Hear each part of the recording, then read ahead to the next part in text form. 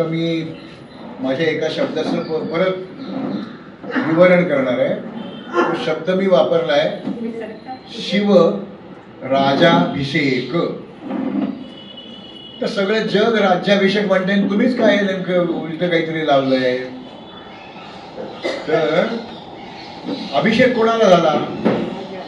राजाला झाला का राज्याला झाला? शिव राजाभिषेक का राज्याभिषेक याबद्दल प्रसिद्ध अभ्यासक संशोधक मान्य श्री प्राध्यापक प्र के घाणेकर साहेब यांनी सर्वांना आज छान माहिती सांगितली. त्याचा हा भाग आपल्यासाठी खूप ऐकण्यासारखा आहे. आपला नेहमीच्या पद्धतीने मी जाणार नाहीये, कारण विषय खूप मोठा आहे, खूप महत्वाचा आहे. त्यामुळे मी काही कागदावर लिहून आणले, ते वाचून नाही दाखवणार, फक्त या इथे ठेवणार आहे. म्हणजे मला एखादा मुद्दा सुटला असं नाही होणार. मध्ययुगामध्ये म्हणजे साधारणतः 12व्या शतकापासून ते 17व्या शतकापर्यंत त्याला मेडिवल टाइम्स किंवा मध्ययुग असं म्हटलं जातं. त्या काळात घडलेली एक घटना म्हणजे शिवाजी महाराजांना छत्रपती पद मिळालं, ते सार्वभौम राजे झाले. त्या घटनेला जगाच्या इतिहासातही प्रचंड महत्व आहे. का कसं ते मी नंतर बोलणारच आहे. ही घटना घडली कधी? तर ज्येष्ठ शुद्ध त्रयोदशी शके 1596. हे तुम्ही असं पुढ्यात नका बोलू, त्यामुळे तारखा सांगा, असं स्वाभाविक असतं. तर ज्या वेळेला शिवाजी महाराज होते त्यावेळेला आपल्या भिंतीवर कुठलंही कॅलेंडर लागलं नव्हतं. पंचांग बघूनच सगळे दैनंदिन व्यवहार किंवा कालगणना होत होती. त्यावेळेला ज्येष्ठ महिन्याची त्रयोदशी होती, शुद्ध पक्षातली. शुद्ध म्हणजे शुक्ल, कृष्ण म्हणजे कमी होत जाणारा, वद्य.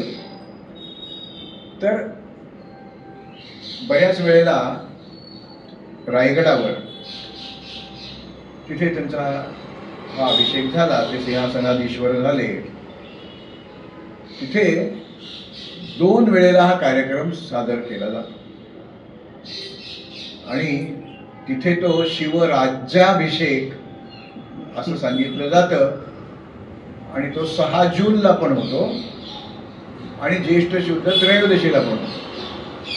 असे 2 होतात. पण तिसरा सुद्धा करता येईल अशी परिस्थिती आहे का ते सांगतो. आज आपण जे कॅलेंडर वापरतोय, भिंतीवर लावलेलं असतं, तर ते कालनिर्णय किंवा महालक्ष्मी जे काय कुठलं असेल ते, त्याच्यामध्ये ग्रेगरियन कॅलेंडर दिलेलं असतं. ग्रेगरी नावाचा एक पोप होता आणि त्यांनी हे नवीन दुरुस्त कॅलेंडर सुरू केलं. तर तो होता, पोपचे मानणारे ख्रिश्चन जे लोक आहेत ते कॅथॉलिक आहेत. त्यामुळे त्यावेळेचं सगळं कॅथॉलिक जग म्हणजे कोणचं?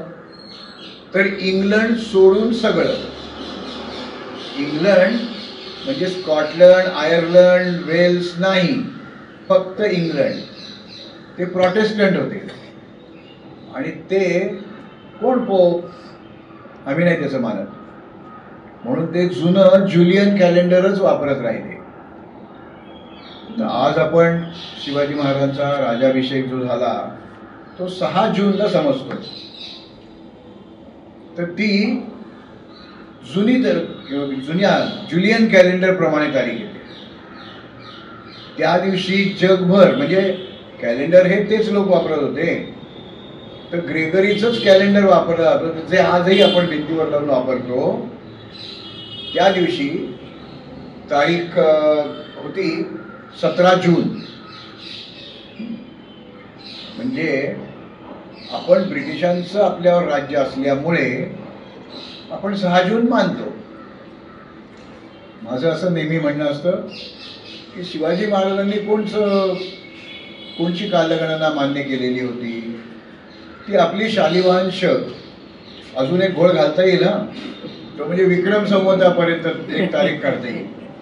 तर ते तेवढा मी अर्वाच्यपणा लोकांनी करावा असं म्हणणार नाही. पण आता मी माझ्या एका शब्दाचं परत विवरण करणार आहे. तो शब्द मी वापरलाय शिव राजाभिषेक. तर सगळं जग राज्याभिषेक म्हणते, तुम्हीच काय नेमकं उलट काहीतरी लावलंय. तर अभिषेक कोणाला झाला? राजाला झाला का राज्याला झाला? राजाला झाला, व्यक्तीला झाला. मग व्यक्तीला जर तो झालेला असेल तर त्याला राज्याभिषेक कसं काय म्हणायचं आपण? एक.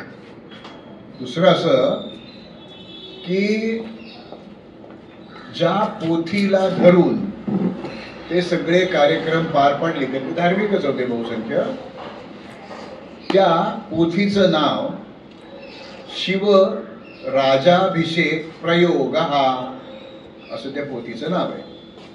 ती पोथी कोणी लिहिली, काय लिहिली त्याच्याबद्दल मी नंतर बोलीनच. गागा भट्ट नावाचे एक विद्वान होते, त्यांनी ही पोथी या खास कार्यक्रमासाठी लिहून काढलेली होती. त्याच्यामध्ये कोणते कार्यक्रम करायचे, कोणते मंत्र म्हणायचे, त्यावेळेला काय आपण म्हणजे होमामध्ये काही आहुती टाकायची, काय नैवेद्य दाखवायचं, काय जे असेल ते, हे सगळं त्या पोथीमध्ये लिहिलेलं आहे.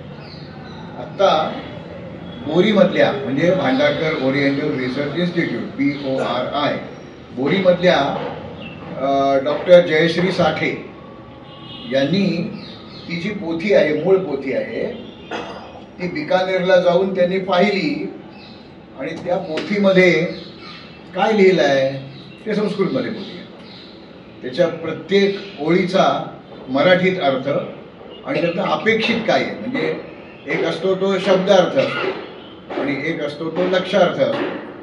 तर काय त्यांना म्हणायचं आहे हे पण त्यात त्यांनी सांगितलं आहे. जवळजवळ 500 पानाचं ते पुस्तक आहे, ग्रंथ आहे.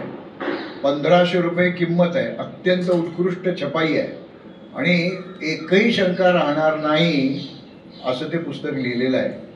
तर ज्या व्यक्तीने हा धार्मिक कार्यक्रम करवून घेतला ते या विधीला शिवराजाभिषेक प्रयोग हा असं म्हणतायत. त्यामुळे आपण तसंच म्हणायला पाहिजे. किंवा जगात एकच व्यक्ती अशी झाली की जिनी एक राजाभिषेक पाहिला आणि ज्यांनी एक राजाभिषेक अनुभवला. संभाजीराजे, शिवाजी महाराजांचे थोरले चिरंजीव, त्यांनी आपल्या वडिलांचा राजाभिषेक पाहिला होता आणि एक त्यांना राजाभिषेक झाला होता. आता त्यांनी एक ग्रंथ लिहिला आहे. त्या ग्रंथाचं नाव आहे बुधभूषण. त्या बुधभूषण ग्रंथ आता छापून प्रसिद्ध पण झालेला आहे. सार्थ पण तो आहे, म्हणजे याचा अर्थ पण खाली दिलेला आहे. त्या बुधभूषण ग्रंथातला जो 12वा श्लोक आहे त्याच्यामध्ये शेवटून दुसरी ओळ जी आहे ती मी वाचून दाखवतो. श्रौतम धर्मम वाप्य सद्भिरुतम राजाभिषेके परम असं ते. तर ज्या व्यक्तीने एक हा विधी पाहिला, ज्यांच्यावर तो अभिषेक झाला, तेही त्याला राजाभिषेक असं म्हणतात. तिसरी गोष्ट अशी की एक आपल्याकडे जुन्या पिढीतले संशोधक प्राध्यापक रा.वी. ओतुरकर पूर्वी शाळांमध्ये त्यांची पुस्तकं क्रमिक पुस्तकं म्हणून लावलेली होती. इतका त्यांचा अभ्यास होता आणि इतकी त्यांची विद्वत्ता होती. 1974 साली महाराष्ट्र शासनाचं कामगार मंत्रालयाने एक स्मरणिका प्रकाशित केली होती. त्याचं नाव होतं कामगार वैभव. हे त्या मासिक स्मरणिकेचं नाव आणि खाली लिहिलेलं आहे शिवरायासी आठवावे असा तो विशेषांक काढला होता. कारण शिवाजी महाराजांच्या राज्याभिषेकाला 300 वर्ष त्यावेळेला पूर्ण होत होती. त्यामुळे त्या कोतुरकरांनी श्री शिवराजाभिषेक असा एक लेख लिहिला आहे, 5-7 पानांचा आहे. त्यात त्यांनी राजाभिषेक हा शब्द कसा बरोबर आहे आणि राज्याभिषेक हा शब्द कसा चुकीचा आहे हे सगळं विगतवार सांगितलेलं आहे. हे सगळं माझ्याकडे आहे म्हणून मी नक्की तुम्हाला सांगू शकतो. आता पुढचं एक जे पुस्तक सांगतोय मी त्याचं नाव आहे मुहूर्त चिंतामणी आणि हा ग्रंथ त्यातला 10वा अध्याय त्याचं नाव आहे राजाभिषेक प्रकरणम. म्हणजे तिथे ते राजाभिषेक असंच म्हणताय. आता एक पुस्तक गेल्या वर्षी महाराष्ट्र शासनाने लिहून घेतलं. एक इतिहास समाजशास्त्र यातले आणि विद्यापीठामध्ये प्राध्यापक असलेले विभाग प्रमुख असलेले एक नामवंत संशोधक आहेत, प्राध्यापक सदानंद मोरे. हे तुकाराम महाराजांचे वंशज आहेत.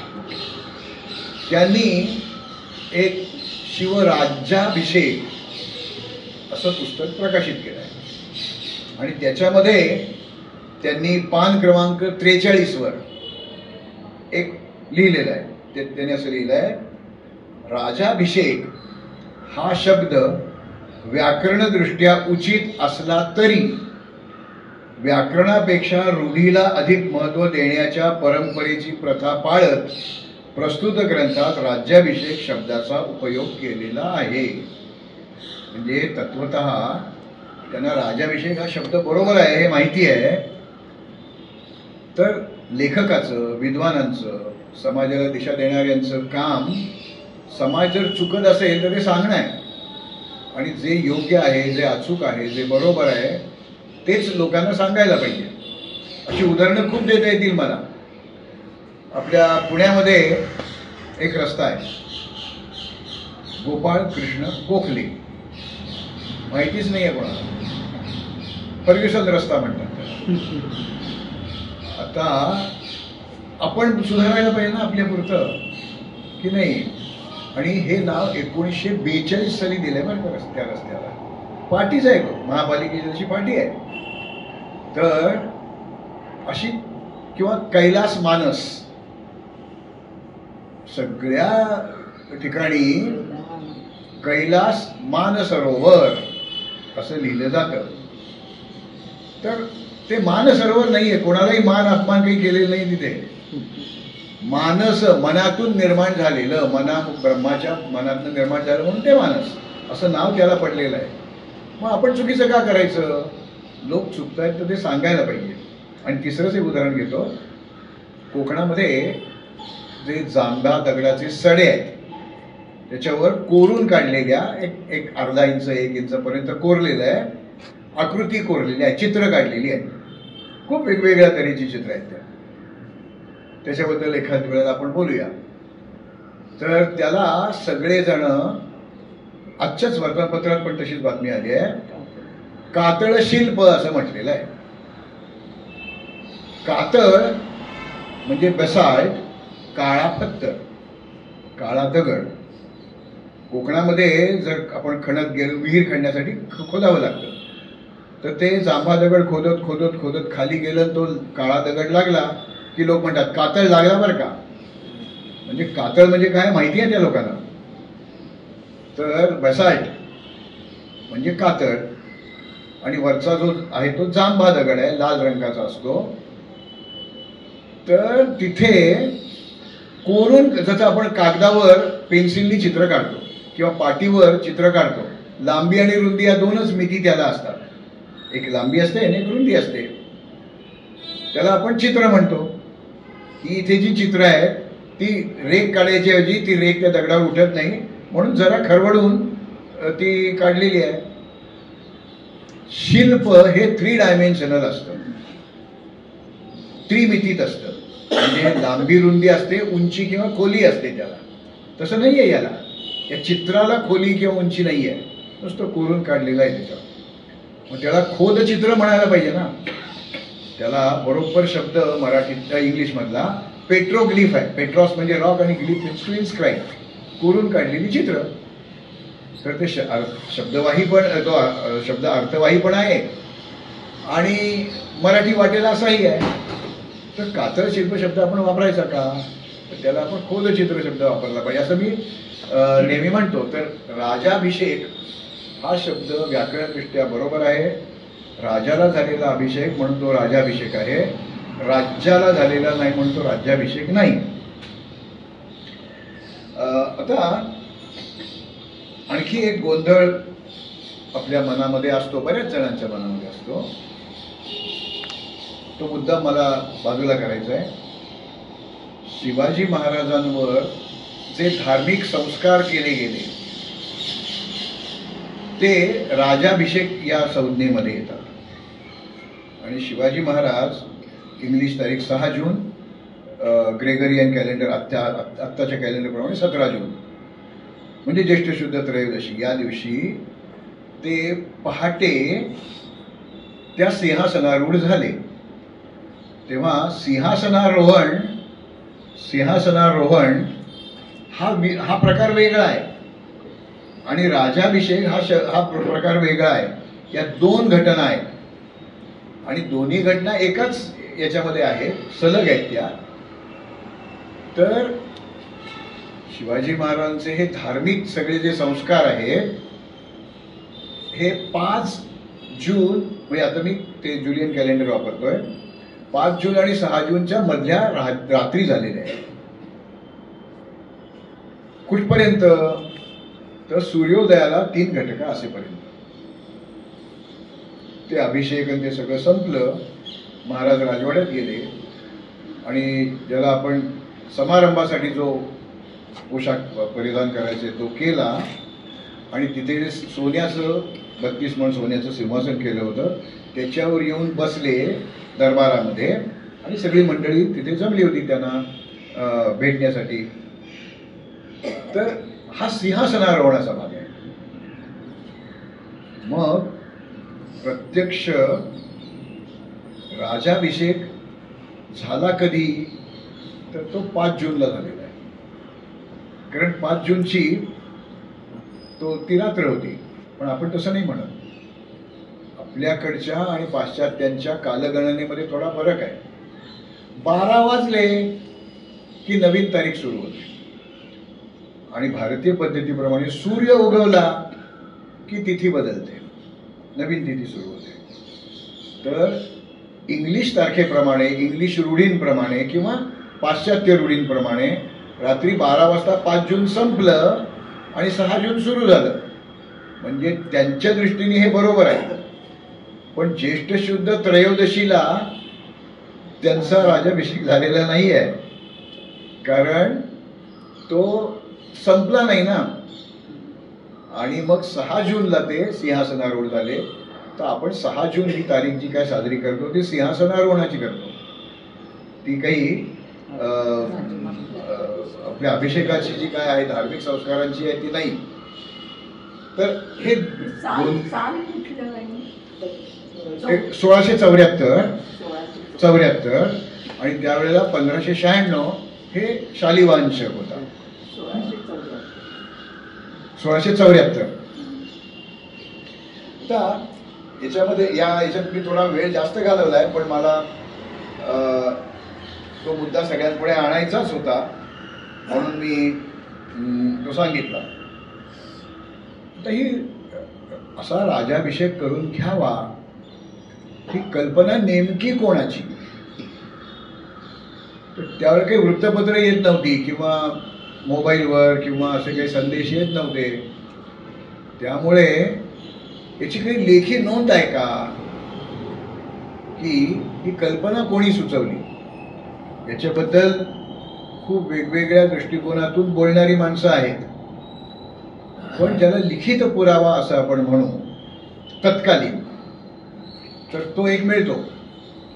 आणि वंशकाव्यम या नावाची एक पोथी आहे, संस्कृत आहे, छापून प्रसिद्ध झालेली आहे. त्याच्यामध्ये गागा भट्ट म्हणजे विश्वेश्वर भट्ट, गागा आहे त्यांचं टोपण नाव, हे काशीतले एक विद्वान होते आणि त्यांनी नाही त्यांच्यानंतर या संबंध वंशामध्ये कोण कोण होऊन गेले, त्यांनी काय काय काम केलं, काही नवीन गोष्टी काही केल्या का. म्हणजे उदाहरणार्थ या गागा भट्टांच्याच पूर्वजांनी काशी विश्वनाथाचं मंदिर फोडलं होतं, पाडलं होतं, त्याची परत प्रतिष्ठापना पण त्यांनी केली. त्यांचंही नाव विश्वेश्वर भट्टच होतं, पण हे ते वेगळे म्हणून मी पूर्वज असं म्हणतोय.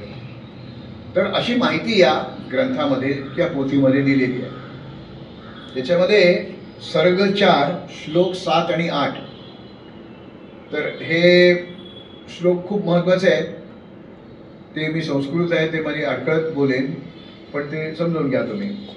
काले तस्मै नृवर स्वामी सत्पूज्य रामदासाख्य राज्यासने भिषेक्तु मुपा दिशा चित म्हणजे शिष्य असं त्याला म्हणायचं आहे. शिवराजम तस्याज्ञया सभट्टम गागानामान मानय छिद्रम नगरे रायगडाख्ये सादरमेतम शिबिक याच असं ते लिहिलंय. आता हे काय आपल्याला कळत नाही, पण मी आपल्याला अर्थ शोधून काढला. आदरणीय रामदास स्वामींनी त्यावेळी नृपश्रेष्ठ शिष्य असणाऱ्या शिवरायांना राज्यासनावर अभिषेक करून घेण्यास सुचवले. रामदासांच्या सांगण्यावरून शिवरायांनी गागा भट्टांना शिबिकेतून म्हणजे पालखीतून रायगड नगरात आदरपूर्वक आणले. आता हा ग्रंथ हाही मध्ययुगात लिहिलेलाच आहे, 17व्या शतकातच लिहिलेला ग्रंथ आहे आणि तो समकालीन ग्रंथ आहे. गागा भट्टांचा आणि शिवाजी महाराजांचा 3-4 वेळेला संबंध आलेला होता, आधी सुमे राजाभिषेकाच्या आधी पण आलेला होता. त्यामुळे ही अधिकृत माहिती समजायला काही हरकत नाही. त्यात त्यांनी असं म्हटलंय की रामदासांनी सुचवलं की तुम्ही गागा भट्टांना बोलवून घ्या आणि असा राजाभिषेक करून घ्या. आता हे मानायचं का नाही, याच्यावर वाद घालायचे का नाही, हे ज्याचं त्यांनी ठरवायचं. आता शिवाजी महाराजांचं चरित्र हे मोठं अद्भुत आहे आणि त्याच्यामध्ये शिवाजी महाराजांनी जे जे काही काम केलं, कार्य केलं, ज्या ज्या लढाया केल्या, जे जे तह केले, अनेक गोष्टी केल्या, हे सगळं अद्भुत आहे. पण तोपर्यंत हा शब्द मी खरंच जपून वापरतोय, कारण त्यावेळेला तशा अर्थाचे शब्द प्रयोग केलेले आहेत. एक यशस्वी बंडखोर म्हणून लोक त्याच्याकडे बघत होते. कारण शिवाजी महाराजांचे वडील शहाजीराजे यांची पुणे सुपेची जहागिरी होती. त्या जहागिरीत शिवाजी महाराज लहानपणी आले, 12-14 वर्षे आले. नंतर त्यांनी पराक्रम करीत राज्य वाढवलं. मध्ये कधी आदिलशाही त्यांना लढायला लागलं, कधी कधी मोगलांची लढायला लागलं, कधी पोर्तुगीजांची लढायला लागलं. तर प्रत्येक ठिकाणी त्यांना यश मिळालं, पण म्हणून त्यांना राजा म्हणून मान्यता दिलेली नव्हती. त्यावेळी जर आपण फॅक्टरी रेकॉर्ड्स, इंग्लिश रेकॉर्ड्स पाहिली, त्यावेळेचे जर मासिरे आलमगिरीसारखे ग्रंथ पाहिले, तर त्यांना राजा म्हटलेलं नाही आहे कोणी. तर या जे काही शिवाजी महाराजांनी राज्य निर्माण केलं स्वतःच्या पराक्रमाने, अनेक लोकांच्या सहकार्याने, त्याला काहीतरी एक कायमचं धार्मिक, सामाजिक, नैतिक, सांस्कृतिक अधिष्ठान मिळालं पाहिजे. त्याच्यासाठी असा काहीतरी एक विधी करून घेणं हे आवश्यक होतं. म्हणून शिवाजी महाराजांनी या कार्यक्रमाचा घाट घातला. आता एक प्रश्न बऱ्याच लिखाणामध्ये उपस्थित केलेला दिसतो की शिवाजी महाराजांना राज्याभिषेक करून घेता येत नव्हता कारण ते क्षत्रिय नव्हते, असं बऱ्याच ठिकाणी सांगितलं जातं, लिहिलंही गेलेलं आहे. आपण जर नीट त्याचा शोध घेतला तर तसं नाही आहे. त्याचं कारण 1665 मध्ये, 1665 हा राज्याभिषेक झाला 74 साली, तर त्याच्या आधी जवळजवळ 9 वर्ष जिजाऊंना महाबळेश्वरला दर्शनाला नेलं आणि तिथे त्यांची सुवर्ण तुला केली. ते सोनं लोकांना दान करून टाकलं होतं. तेव्हा सोनोपंत डबीरांची पण सुवर्ण तुला झाली होती. तर अशी सोन्याने तुळा करायचा अधिकार त्यावेळच्या धार्मिक, सांस्कृतिक, सामाजिक संदर्भामध्ये फक्त ब्राह्मण आणि क्षत्रियांनाच होता. तर तो जो काही तिथे धार्मिक संस्कार झाला, जिजाऊंची जी सोन्याची तुळा झाली, ती त्यांना जर लोक क्षत्रिय मानत नसते तर लोकांनी विरोध केला असता, त्याच्या नोंदी मिळाल्या असत्या. तसं झालेलं नाही. त्यामुळे ते क्षत्रिय आहेत हे समाजातल्या काही घटकांना तरी निश्चितपणे मान्य होतं. आणखी एक असं थोडं नंतरचं 1673 म्हणजे राज्याभिषेकाच्या आधीचं वर्ष, त्याच्यामध्ये कविराज भूषण हा उत्तरेतनं आलेला ब्रजभाषेतनं काव्य करणारा एक कवी होता, पण तो व्याकरण तज्ज्ञ पण होता. त्यांनी जे शिवराज भूषण हा जो ग्रंथ रचला आहे त्याच्यामध्ये आपल्याकडे वेगवेगळे छंद असतात, म्हणजे किंवा आपण आपल्याकडच्या याच्यामध्ये वृत्त असं म्हणतो त्याला काव्य रचनेमध्ये. तर त्या एकेका छंदाचं प्रत्यक्षात अक्षरं लिहिलेली आहे, काही शब्द लिहिले आहेत, काही रचना केलेली आहे, त्यालाही ते छंदच म्हणतायत. तर असे छंद निर्माण करायचे, म्हणजे आपण शार्दूल विक्रीडित, मालविका असं ते वेगवेगळे वृत्त तसं त्यांना लिहायचं होतं. आणि त्याच्यासाठी त्यांनी जी रचना केली ती शिवाजी महाराजांच्या आयुष्यातला एक एक प्रसंग घेतला किंवा शिवाजी महाराजांच्या आयुष्यातली एक एक घटना घेतली. आणि मग ते एका बाजूने शिवचरित्रासारखं पण आहे आणि एका बाजूने व्याकरणाचं पुस्तक पण आहे. अशी 1673 मध्ये हा ग्रंथ पुरा झाला. तो त्यांनी शिवाजी महाराजांना भेट पण दिला. त्याच्यामध्ये त्यांनी शिवाजी महाराज त्यांचा उल्लेख शिव वर्मणहा, तर एखादं नाव असलं तर त्याच्या मागे वर्मा लावलं की तो क्षत्रिय असतो, शर्मा लावलं की तो ब्राह्मण असतो.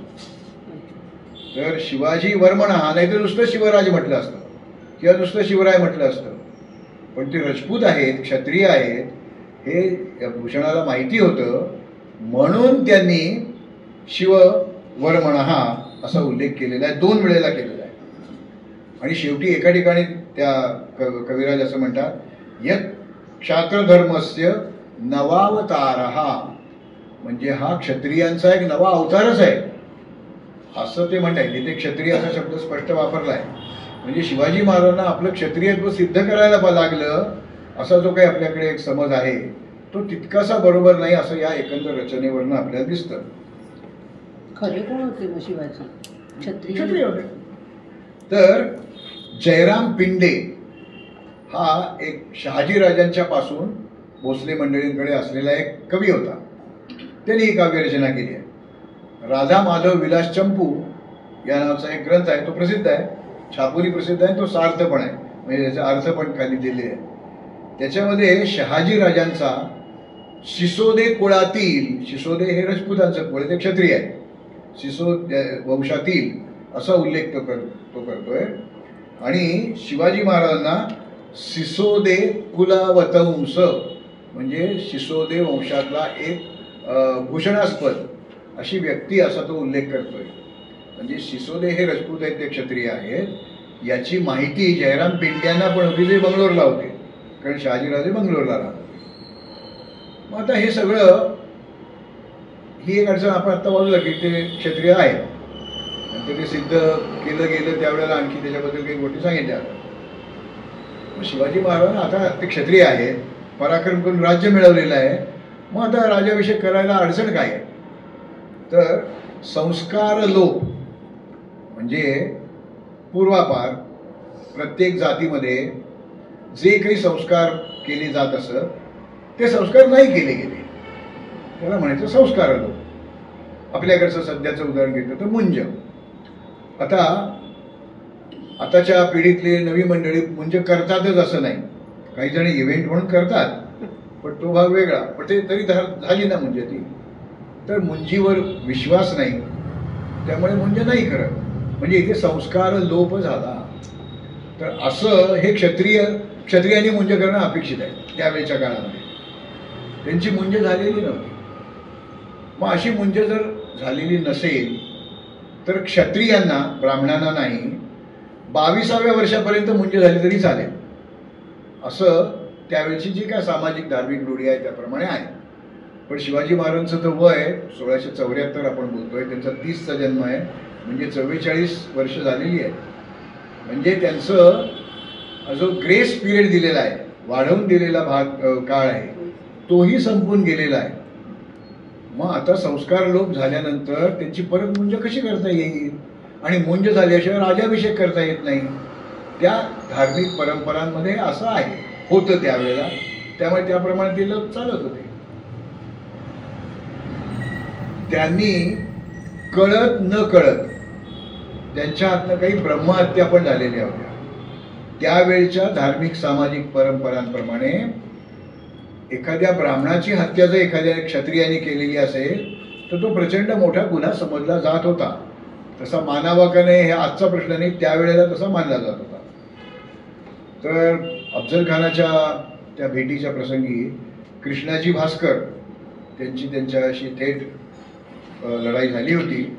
त्यात दोन्ही मतं आहेत की कृष्णाजी भास्कराला शिवाजी महाराजांनीच मारलं, काहींचं म्हणणं त्यानं सोडून दिलं, काहींचं म्हणणं दुसऱ्यांनीच मारलं. पण एक ब्रह्महत्या झालेली होती असं आपण धरलं. किंवा न कळत लढायला येणारी माणसं काही जाणवं दाखवून लगेच असं नाही ना होणार. त्यामुळे एखादा ब्राह्मण मारलाही गेला असेल. जर असं झालं असेल तर त्याचं पापक्षालन म्हणून काहीतरी व्हायला पाहिजे एखादा विधी, तर तो धर्मसंमत होईल राजाभिषेक हा विधी. या दोन गोष्टींसाठी या गागाभट्टांनी एक मार्ग काढला. त्याला तुला विधी, सुवर्ण तुला विधी आणि तुला पुरुष दान विधी असे दोन नवीन प्रकार त्यांनी सिद्ध केले आणि त्याप्रमाणे सगळे विधी करून घेतले. आणि शिवाजी महाराजांची या त्यांच्या त्यावेळेच्या समजुतीप्रमाणे ज्या गोष्टी घडायला नको त्या घडल्या होत्या, त्यातने त्यांची सुटका झाली. आता शिवाजी महाराजांनी लगेचच आपल्या राजाभिषेकानंतर लगेच म्हणजे दक्षिण दिग्विजयाला जायच्या आधी संभाजी राजांची मुंज करून घेतली होती. कारण त्यांचं वय 22 व्हायला आलेलं होतं, 57 सालचा जन्म आहे त्यांचा. ती मुंज करून घेतली आणि नंतर राजारामांची पण मुंज केलेली आहे. म्हणजे त्यांना पुढे राजाभिषेक करून घेण्यासाठी कुठली अडचण राहू नये, धार्मिक अडचण राहू नये, ही तरतूद त्यांनी करून ठेवलेली आपल्याला दिसते. आता गागाभट्ट नेमके रायगडावर आले केव्हा बरोबर तारीख नोंदलेली नाहीये कुठे. पण 1673च्या डिसेंबरमध्ये, आणि या सगळ्या मी तारखा सांगणार या जुलियन कॅलेंडरनी आहेत त्या सांगणार आहे, ग्रेगरियनच्या सांगणार नाहीये. कारण आपल्याकडे ज्या ऐतिहासिक सगळी जी ग्रंथ आहेत त्याच्यामध्ये 1582 पर्यंत म्हणजे इंग्लंडनी ते बदलेपर्यंत आपण जुलियनच कॅलेंडर प्रमाणे तारखा लिहिलेल्या आहेत, म्हणून मी त्या सांगणार आहे. त्यात 11 दिवस मिळवले की तुम्हाला ग्रेगरियन कॅलेंडरची तारीख मिळेल, पण मी आता जुलियन कॅलेंडरची तारीख सांगणार आहे. तर डिसेंबर 73 मध्ये गागाभट्ट स्वतः रायगडावर आले होते. म्हणजे त्यांना पैठणला पालखी पाठवून बोलावलं होतं. ते रायगडला आले. शिवाजी महाराजांचा योग्य तो आदर सत्कार काही करायचा तो केला. आणि त्यांनी असं, आता हे मगाशी मी सांगितलं भट्टवंश काव्याप्रमाणे, रामदासांनी सुचवल्याप्रमाणे किंवा त्यांना स्फुरल्याप्रमाणे ते म्हणाले असं नुसतं राज्य, सैन्य, किल्ले, मुलूक असं नाही. याला एक धार्मिक आणि सांस्कृतिक अधिष्ठान पाहिजे, सामाजिक मान्यता पाहिजे. याच्यासाठी तुम्ही राजाभिषेक करून घ्यायला पाहिजे असं सांगितलं. तर डिसेंबर 73 मध्ये सांगितलं तर लगेच नाही का, जानेवारी, फेब्रुवारी, मार्च, एप्रिल, मे, जूनमध्ये ते झालेला आहे कार्यक्रम. एवढे 5-6 महिने कशाला लावले? काय अडचण काय होती? आणि मग जूनमध्येच का केला? हे दोन प्रश्न निर्माण होतात. त्याच्याबद्दल मी थोडंसं विवरण करणार आहे. कसं आहे की गागाभट्ट जे इथे आले ते काही यांना राजाभिषेक करायचा अशा तयारीने आले नव्हते. ते इथे आले, त्यांनी इथे उभारलेलं राज्य काय आहे ते पाहिलं, शिवाजी महाराजांचं सामर्थ्य काय आहे म्हणजे सैनिकी सामर्थ्य आणि आर्थिक सामर्थ्य हे दोन्ही पाहिलं. आणि राजा व्हायला हा माणूस लायक आहे असं त्यांचं ठाम मत झालं. त्यामुळे आता त्यांना पण या अडचणी त्यांच्या लक्षात आल्या ना. की या संस्कार लोप झालेले आहेत, मुंज झालेले नाही आहे, त्यांचं लग्न झालेलं आहे, त्यांना मुलं झालेली आहेत. आता लग्न झालेल्या माणसाची मुंज नाही करता येत, मग त्यासाठी काहीतरी शोधायला पाहिजे ना मार्ग.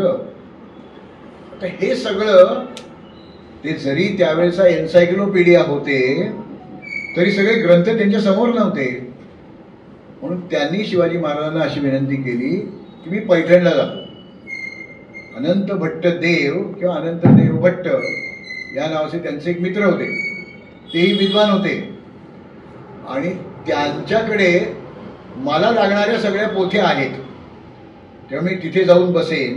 म्हणजे माझ्या पोथ्या सगळ्या काशीत आहेत, पण या पैठणला जवळ आहे ते, तिथे मी जाईन, सगळे संदर्भ पाहीन आणि मग मी हा राजाभिषेक कसा करायचा, धार्मिकदृष्ट्या त्यातनं सगळ्या सोडवणुकी कशा होतील हे मी सगळं पाहीन. तर मला पैठणला जायचं आहे. मग शिवाजी महाराज त्यांना पैठणपर्यंत सोडायची व्यवस्था केली आणि ते त्या आनंद भट्टांकडे गेले. त्यांना जे काही ग्रंथ पाहिजे ते त्यांनी बघितले आणि मग ही शिवराजाभिषेक प्रयोग ही पोथी त्यांनी निर्माण केली. तुला पुरुषदान याची एक पोथी लिहिली आणि शिवार्कोदय नावाची आणखी एक पोथी लिहिली. या सगळ्या राजाभिषेकाच्या कार्यक्रमासंबंधातल्या धार्मिक पोथ्या आहेत. तर तुम्ही जर कधी पैठणला गेला नसाल तर मुद्दाम जा एकदा. तिथे एक धरण आहे आणि त्या धरणाच्या खाली जसं वृंदावन गार्डन आहे तसं इथे ज्ञानेश्वर उद्यान म्हणून आहे. त्या ज्ञानेश्वर उद्यानात आत गेलं की एक वस्तू संग्रहालय आहे, बाळासाहेब पाटील वस्तू संग्रहालय असं त्याचं नाव आहे. आपण त्या पायऱ्या चढून आत गेलं त्या संग्रहालयात की दर्शनी भागात एक काच फलक लावलेला आहे, नोटीस बोर्ड लावलेला आहे. तिथे एक मोडीमधलं पत्र आहे आणि ते पत्र म्हणजे शिवाजी महाराजांनी अनंत भट्ट देवांना किंवा अनंत देव भट्टांना राजाभिषेकासाठी निमंत्रित केलेलं आहे. त्या पत्राची काजळ प्रत म्हणजे झेरॉक्स कॉपी आहे, पण ती मोडीमध्ये आहे. तर जर कधी गेलात तर ते निमंत्रण कसं होतं तर आपल्याला काही मोडी येत नाही, त्यामुळे ते आपल्याला कळणार नाही. खरं तर त्याचं लिप्यंतर करून शेजारी जर लावलं तर लोकांना त्या पत्राचं महत्त्व कळेल, काय आहे ते नेमकं. कारण जसं दत्तवामन पोद्दारांना पत्रिका जमवायचा छंद होता. लोकांच्या पत्रिका म्हणजे त्या जुळतात का नाही त्यासाठी नाही, निमंत्रणाच्या पत्रिका. आणि एकाने PhD केली त्याच्यावर की काळामध्ये कसकसे बदल होत गेले त्या निमंत्रणामध्ये. तर ते जे काही आहे तर ते निमंत्रण कसं होतं, त्याला मायना काय लिहिलेला होता, कसं बोलवलं होतं, हे सगळं त्या पत्रामध्ये आपल्याला कळेल. पण आपल्याकडे योजकच तत्र दुर्लभ, त्यामुळे गडबड आहे. आता गागाभट्ट डिसेंबर 73 मध्ये पैठणला जाणं आणि पैठणवरनं परत येणं, त्यावेळेला काही समृद्धी महामार्गासारखं नव्हतं काही, की पालखीतनं जाणार पालखीतनं येणार, वाटेत मुक्काम करायला लागणार, त्याला खूप वेळ लागणार होता. पण त्यांना त्या सगळ्या पोथ्या संदर्भ घेऊन ते एक धार्मिक कायमची एक पोथी तयार करायची होती जी पुढे पण वापरली जाईल. त्यामुळे त्यांना ते निर्माण करायलाही वेळ लागणार होता आणि ते झाल्याशिवाय जर विधी केले असते तर ते धर्मसंमत झाले नसते, सामाजिक त्यांना मान्यता मिळाली नसते. म्हणून त्याला वेळ लागणारच होता. किंवा याला काहीतरी कुठली तरी डेडलाईन घातली पाहिजे ना, एक काहीतरी याच्या नंतर नाही करायचा असं काहीतरी ठरवायला पाहिजे. तर त्यावेळच्या म्हणजे 1674 मध्ये जूनच्या उत्तरार्धात दक्षिणायन सुरू होणार होतं आणि आपल्याकडे दक्षिणायनामध्ये धार्मिक विधी चांगले विधी केले जात नाही. तर त्या जूनच्या पहिल्या 2 पंधरवड्यापर्यंत फार तर हे विधी करता येतील, कारण हे धार्मिकदृष्ट्या शुभ विधी आहेत, चांगले विधी आहेत. 12वं 13वं नाही येते, त्यामुळे अशुभ विधी ज्याला म्हणतो ते नाही येते. एक जगामध्ये होणारी क्रांतिकारक घटना होती, त्यामुळे ती अशा अशुभ गोष्टींवरच्या योगा त्यावेळेच्या समजुतीप्रमाणे करून चालणार नव्हती. म्हणजे आता डिसेंबर ते जून एवढाच कालखंड या नाही तर मग नंतर दक्षिणायन संपल्यानंतर 6 महिन्यांनी आणखी. त्यानंतर रायगडवर जे काही हवामान आहे, तर मी रायगडला 100-1 वेळा तर नक्कीच गेलोय. उन्हाळ्यात, पावसाळ्यात, हिवाळ्यात, सकाळी, पहाटे, दुपारी, संध्याकाळी, रात्री, केव्हाही गेलोय. तर पावसाळ्यात जून महिना आहे हा. पावसाळ्याच्या उत्तरार्धात तेव्हा पाऊस नियमित पडायचा. तर मी बसलोय एवढ्या अंतरावरचं दिसत नाही, इतकं धुकट असतं. आता हा कार्यक्रम बघायला अनेक लोक येणार आहेत, जमणार आहेत. किमान घरची तर मंडळी असतीलच ना, त्यांच्या राज्यकारभारातली जी मंडळी तिथं असतीलच ना, त्यांनाही काही दिसणार नाहीये.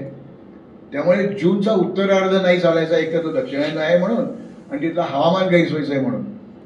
पण मग तरी या जुलियन 6 आणि ग्रेगोरियन 17 जूनला कसा काय मुहूर्त काढला हो त्यांनी? तर त्यांना त्यावेळची राजकीय परिस्थिती पण लक्षात घ्यायला पाहिजे होती. रायगड हा असा एक डोंगर आहे की तो सह्याद्रीपासून सुटलेला आहे, आणि त्याच्या दोन्ही बाजूनी 2 नद्या वाहतात, काळ आणि गांधारी अशा 2 नद्या आहेत. पावसाळ्यामध्ये त्या दुथडी वाहत असतात, म्हणजे ओलांडणं अशक्य असतं. आणि कोकणामध्ये महामूर पाऊस पडतो, कधी कधी तो लवकर पण सुरू होऊ शकतो. आणि राजगडवरनं रायगडवर ज्यावेळेला महाराजांनी राजधानी हलवली, त्यावेळेला रायगडचं रणक्षेत्र, म्हणजे रायगडवर कुठे उभं राहून तोफांचा मारा केला तर रायगडवर तो कारागीर होईल, किंवा कुठनं आपल्याला रायगडवर चढून जाऊन हल्ला करता येईल, हे माहितीच नव्हतं लोकांना. कारण तो रायरी किल्ला एक उपेक्षित किल्ला होता. त्याला तख्ताचा गड करून शिवाजी महाराजांनी राजधानीचं स्वरूप दिलं होतं. पण रणक्षेत्र कोणालाच माहीत नव्हतं. ना आदिलशहाला माहिती होतं, ना मोगलांना माहिती होतं, ना पोर्तुगीजांना, ना सिद्धींना, कोणालाच ते माहीत नव्हतं. त्यामुळे पावसाच्या तोंडावर शत्रूंनी तिथे येणं, कारण कोकणात आहे, कोकणात पाऊस पडतोय सगळ्यांना माहिती आहे. आणि पाऊस पडला, वर डोंगरात पडला तरी खाली पूर आलेला असतो, माणसं वाहून पण जातात, आजही वाहून जात आहेत. तर तो धोका शत्रूला निर्माण होईल, आपल्याला त्या धोक्याचं एक प्रकारे संरक्षक कवच मिळेल की शत्रू नाही, आपण याच्यात सगळ्यात वेगळं आहोत, तेव्हा शत्रू स्वारी करणारच नाही आपल्यावर, ही एक खात्री त्यांना त्यावेळेला होती. त्यानंतर शिवाजी महाराजांच्या राज्याभिषेकाच्या वेळेला 32 मण सोन्याचं सिंहासन, ते रामाजी चित्रे म्हणून जे होते, ते जामदारखान्याचे प्रमुख होते, त्यांच्याकडे जी काही रत्न, उपरत्न, हिरे, पाचू, माणकं जे काय होते ते पण त्या सिंहासनावर जडवलेले होते, अशी नोंद मिळते आपल्याला. त्या रामाजी चित्र्यांना एवढं 32 मण सोन्याचं सिंहासन करायला काहीतरी वेळ लागणार आहे की नाही? आज ऑर्डर दिली, उद्या अमेझॉननी येणार नाही ते. तर त्यामुळे त्यालाही वेळ लागणार होता. विचार करून ते सिंहासन करायला पाहिजे होतं. धार्मिकदृष्ट्या कसं असायला पाहिजे, त्याच्या 8 दिशेला 8 सिंह आहेत, त्यांची नावं पण उपलब्ध आहेत. तर ते सिंह तयार करायचे म्हणजे काहीतरी त्याला पहिल्यांदा पूर्वतयारी लागेल की नाही? तर ते सगळं जे काही सिंहासन आहे ते करायला वेळ लागणार होता. त्यानंतर आपण एखाद्याला काही निमंत्रण पाठवायचं असेल तर ते 2 वेळा आधी लिहून काढतो की हा महिना बरोबर आहे का. आता काही चालतं, नुसतं मिस्टर अमुक म्हणून ते सगळं पुढे चालतं की असं असं काम आहे, इथे गाणेकरांचं व्याख्यान आहे, या, संपलं. ते तुमचा शिष्य, तुमचा, असं काही लिहित नाहीत ना खाली आधी, युअर्स की संपलं. ते ओबिडियंट आहे का फेथफुल आहे काय काय लिहित नाही आधी. तसं नव्हतं त्यावेळेला. ते मायने ठरलेले होते, ते मायने तसेच वापरायला पाहिजे होते, तसंच खाली पण लिहायला पाहिजे होतं. तर हे मायने ठरवायला पाहिजेत. आणि नंतर मग आपल्याकडे असं काही लग्न म्हणजे असं काहीतरी ठरलं किंवा काही इव्हेंट असला की पहिल्यांदा आपण यादी करतो, म्हणतो नाही अरे ही 800ची झाली, आपल्याला 500च बोलवायची. मग शॉर्ट लिस्टिंग 500 सुद्धा थोडी जास्तच होता. मग याला नाही बोलवलं तर नाही, ते आपल्याला पुढच्या व्यवहारात अडचणीचं होईल, मग राहू दे. असं करत करत जे काही चालतं ते त्याही वेळेला होणारच ना. जर शिवाजी महाराजांच्या सगळ्या सुभेदारांना निमंत्रणं पाठवली असती आणि सगळे जर इथे आले तर राज्याचं काय झालं असतं? राज्याचे ते लढाऊ सुभेदार जे आहेत त्यांना नाही बोलवायचं, पण त्यांना काहीतरी म्हणवायला पाहिजे ना की तुम्ही का येऊ नका, राज्याला धोका निर्माण होऊ शकेल. आणि तसा एक धोका निर्माण झाला होता. दळबटणं चिपळूणजवळ गाव आहे ते, तिथे शिवाजी महाराजांची एक लष्करी छावणी होती, घोड्याची बागा पण मोठी होती तिथे.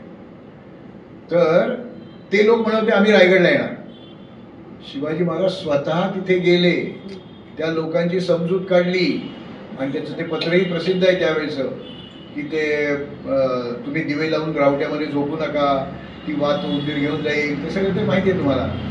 तर ते त्या लोकांची समजूत काढायला गेले होते, तुम्ही नका येऊ असं, तुम्ही जर आलात तर मग चिपळूणचं संरक्षण कोण करणार, जर त्यावेळेला आदिलशाही मुघलांनी पोर्तुगीजांनी सिद्धीनी जर हल्ला केला तर काय होईल, तर तुम्ही येऊ नका असं सांगायला ते गेले होते. पण तिथे कदाचित जास्त प्रतिष्ठित माणसं असतील त्यावेळेला. तर हे मायने ठरवणं, शॉर्टलिस्टिंग करणं, नेमकं कोणाकोणाला बोलवायचं आहे. पावसाच्या तोंडावर आपण बोलवतोय, त्यावेळेला 2 प्लाय टेंट नव्हते, तर मग त्याची राहायची जेवायची व्यवस्था काय करायची, या सगळ्याला काहीतरी एक लॉजिस्टिक ज्याला आपण म्हणतो तसं करायला लागणार होतं. ते करायलाही वेळ लागणार होता. असा मोठा काही कार्यक्रम असेल तर त्याला भेटवस्तू घेणं आणि भेटवस्तू देणं, म्हणजे हल्लीच्या भाषेत रिटर्न गिफ्ट, किंवा काही लोकांचे सन्मान करायचे, सत्कार करायचे, मग शाल श्रीफळ काय जे असेल ते, तर ते काय करायचं. मग त्या वस्तू आधी तयार करून घ्यायला पाहिजेत ना. समजा ते लढवई असतील, कोणाला तलवार दिली असेल, कोणाला सलकड दिली असेल, कोणाला शिरपेच दिला असेल, मग किती शिरपेच करायला लागतील, 2 जास्त राहू देत करून ठेवलेले, असंही करावं लागणार. ते काही 2 दिवसात होणार नाहीये, हे सगळं करावं लागणार होतं. आणि शिवाजी महाराजांच्या डोळ्यापुढे मी सार्वभौम राजा होणार आहे म्हणजे काय होणार आहे, पूर्वीच्या आणि नंतरच्या फरक काय पडणार आहे, हे त्यांच्या डोळ्यापुढे स्पष्ट कल्पना होती. आणि त्यांच्या पुढे आपल्या जुन्या सगळ्या राज्यकर्त्यांच्या आणि तत्कालीन सगळे जे परधर्मीय राज्य करणारे लोक होते, मग तो ते आदिलशाह असेल, निजामशाही संपली होती त्यावेळेला, पण गोवळकोंड्याची कुतुबशाही होती, मोगलाई होती, पोर्तुगीज होते, सिद्धी होते. ते लोक, एखादा माणूस त्या राज्याचा प्रमुख झाला तर काय केलं जातं, म्हणजे सार्वभौम राजे काय करतात याचा त्यांचा अभ्यास आधी केलेला असेल तर ठीक आहे, नसेल तर तो करायला पाहिजे. आणि मग त्यांच्या लक्षात असं आलं की 3 गोष्टी या सार्वभौम राजांनी करायलाच पाहिजे. त्याच्यामध्ये एक आहे स्वतःची वेगळी कालगणना सुरू करणे. जसं एक मोठा टप्पा संपल्यानंतर युधिष्ठिर राज्यावर आला, त्यावेळेला युधिष्ठिर शक सुरू झाला. ज्या वेळेला सातवाहन राजे होते, त्याच्याबद्दल मी अचूक विधान करत नाहीये, पण इसवी सन 78 मध्ये एक नवीन शक सुरू झाला, त्याला आपण शालिवाहन शक असं म्हणतो. तसं शिवाजी महाराजांनी एक राजशक किंवा शिवराजाभिषेक शक, श्रीशक किंवा शिवशक अशा नावाने ओळखली जाणारी एक नवीन कालगणना सुरू करायचं ठरवलं. आता नवीन पद्धतीची कालगणना करायची असेल तर काहीतरी त्यात अभ्यासू दृष्टीने पाहायला पाहिजे ना. तर त्यात अडचणी काय येणार आहे, त्यावर मार्ग कसा काढायचा, हे सगळं करायला पाहिजे होतं. ते यावेळेला केलेलं आहे, कारण मी नंतर त्याच्याबद्दल थोडंसं बोलीन. त्यानंतर हे सगळं कागदांवर लिहिणं ठीक आहे, पण कागदाचं आयुष्य कमी आहे. मग आपण शिलालेख लिहिला तर ते त्याला आयुष्य जास्त आहे. असा एक शिलालेख या राजधानी रायगडावर आहे, ज्याला आपण आत्ता जगदीश्वर मंदिर असं म्हणतो. त्या शिवमंदिराच्या पूर्वेच्या बाजूचं जे प्रवेशद्वार आहे, त्या प्रवेशद्वाराच्या भिंतीवर बाहेरच्या बाजूला एक शिलालेख आहे. 8 ओळींचा आहे, 2 संस्कृत श्लोकांचा आहे, आणि ते संस्कृत श्लोक शार्दूल विक्रीडित या वृत्तामध्ये लिहिलेले आहे. त्याच्यामध्ये त्यांनी सुरुवात केली आहे, श्री गणपतये नमः प्रासादो जगदीश्वरस्य जगता मानंदतो ज्ञेयः, कारण ते असा तोडलेला आहे, ज्ञेयः श्रीमद छत्रपते शिवस्य नृपते सिंहासने तिष्ठत, म्हणजे तो जो खाली शेवटून दुसऱ्या वळीमध्ये जो हिराजी नावाचा माणूस लिहितोय हे, तो म्हणतो हे सगळं मी, म्हणजे काय, हे शिवमंदिर, हा प्रासादतुल्य शिवमंदिर ज्याची लोक सगळे भक्ती करतायत अशा, याची स्थापना केव्हा केली, तर शिवाजी महाराज, छत्रपती शिवाजी महाराज सिंहासनारूढ झाले त्यावेळेला. म्हणजे त्यांनी तो इव्हेंट काय तो दिलेला आहे. पुढे तो हिराजी म्हणतो की त्यांनी पुढे कधी, कोणचा दिवस कोणचा, हे पण त्यात त्यांनी लिहिलेलं आहे. शाके षट नव बाण भूमी गणना आनंद संवत्सरे ज्योती राज मुहूर्त कीर्ती महिते शुक्लेश सार्पे तिथो. इथे पहिला श्लोक संपतो. तर काय म्हटलंय त्यांनी, शाके षट नव, शाके म्हणजे संवत नाही, विक्रम संवत नाही, शालिवांश, शक, षट म्हणजे 6, नव म्हणजे 9. असं 69 साली काहीच झालेलं नाही आहे. शाके षट नव बाण भूमी. आता संस्कृतमध्ये एक संकेत कोश नावाचा कोश आहे. त्याच्यामध्ये आपल्याला आकडा वापरायचा ऐवजी शब्द वापरायचा, म्हणजे कोड लँग्वेज त्यांची ती कूट आहे, त्याला संस्कृतमध्ये कूट असं म्हणतात. तर त्याच्यात त्यांनी षटनव बाण, बाण म्हणजे 5, भूमी, भूमी म्हणजे 1. आता 6, 9, 5, 1, पण असं काहीच नाही आहे. अंकानाम वामतो गती, आकडे उलटे वाचायचे. 1, 5, 9, 6 म्हणजे 1596, शके 1596 असं त्यात लिहिलेलं आहे. हे कूट का केलं, त्यावेळची पद्धत होती संस्कृत असं काही रचना करताना कूट करायचं. तो त्या माणसाचा एक्सपर्टाईज आहे, त्याच्यावर अधिकार आहे असं ते रचनेमध्ये समजलं जायचं. तर ते त्यात केलेलं आहे. पुढे ते म्हणतात शुक्लेश सार्पे तिथव. शुक्ल म्हणजे शुद्ध पक्ष, ईश म्हणजे 3, सर्प म्हणजे 1, 3-1 अशी तिथीच नसते. आज अमावस्या आहे, 30-31 तिथी नसते. तर अंकानाम वामतो गती, मग 1-3 म्हणजे त्रयोदशी. तर ज्येष्ठ शुद्ध त्रयोदशी शके 1596 या दिवशी शिवाजी महाराजांचा राज्याभिषेक झालेला आहे. ती त्यांनी लिहून ठेवलाय तिथे. पण मग माझ्यासारख्याला एक प्रश्न पडतो, जर शिवशक सुरू केला आहे तर त्याचा उल्लेख का नाही केलेला, माहीत नाही, केलेलं नाही एवढं दिसतं. किंवा याच्यात आणखीन काही कूट असलं तर मला कळलेलं नाही आहे. तर त्या शिलालेखात असं काही कूट नाही आहे, पण असेल तर एखादा संस्कृत तज्ञ सांगू शकेल. तर शिलालेख काही आज ऑर्डर दिली उद्या ते पाटी रंगवून दिली किंवा फ्लेक्स छापून आणून दिला असं नाही ना. आणि तो उठावाचा शिलालेख आहे. अक्षर कोरणं सोपं आहे, अक्षर ठेवायचं बाकीचा भाग उडवायचा दगडातला, हे अवघड आहे. तर तसा तो शिलालेख कोरून घ्यायचा होता, 8 ओळींचा. आणि संस्कृत आहे, त्यात जसं इंग्लिशमधली स्पेलिंग मिस्टेक चालत नाही, तसं शब्दात इकडून तिकडे केलेलं चालत नाही. असा अचूक तो लेख घडवून घ्यायचा आहे. त्यालाही वेळ लागणार आहे, म्हणजे पाथरवट लागेल, पण एक कोरक्या पण लागेल. ज्याला अक्षर कोरायची सवय आहे, बारीक काम करायची सवय आहे दगडांवर, तसा माणूस पण त्याची काहीतरी ट्रायल घेतली असेल, किंवा तू करतोस का व्यवस्थित असं, उठावाची अक्षरं कोरायची सवय आहे का तुला, दाखव बरं याच्यावर करून, असं काहीतरी झालं असेल. तर यालाही वेळ 6 महिने नसतील लागले, पण काही वेळ लागणार होता. त्यानंतर एखादा राजा सार्वभौम राजा होतो तर त्यांनी स्वतःची चलन व्यवस्था निर्माण करणं अपेक्षित आहे. आता नवीन नाणी पाडायची, मग कसली पाडायची, जो सार्वभौम राजा आहे तोच फक्त सोन्याची नाणी पाडू शकतो. जे मांडलिक राजे आहेत ते चांदीची नाणी पाडू शकतील, सोन्याची नाही पाडू शकणार. जे मांडलिक राजेही नाही, त्याच्याही खालचे पण नाणी पाडतायत, त्यांना तांब्याचीच नाणी पाडता येते. आणि तांब्याची नाणी व्यवहारामध्ये जास्त वापरली जायची.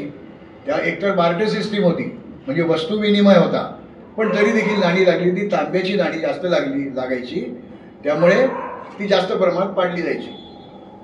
त्यावेळेला आणि आजही भारतात फारशी चांदी मिळत नाही. राजस्थानमध्ये एक खाण आहे तेवढीच, बाकी आपल्याकडे चांदी नाही, ही परदेशात नाही येते. सोनं मात्र कोलारच्या खाणीतनं मिळायचं आपल्याकडे.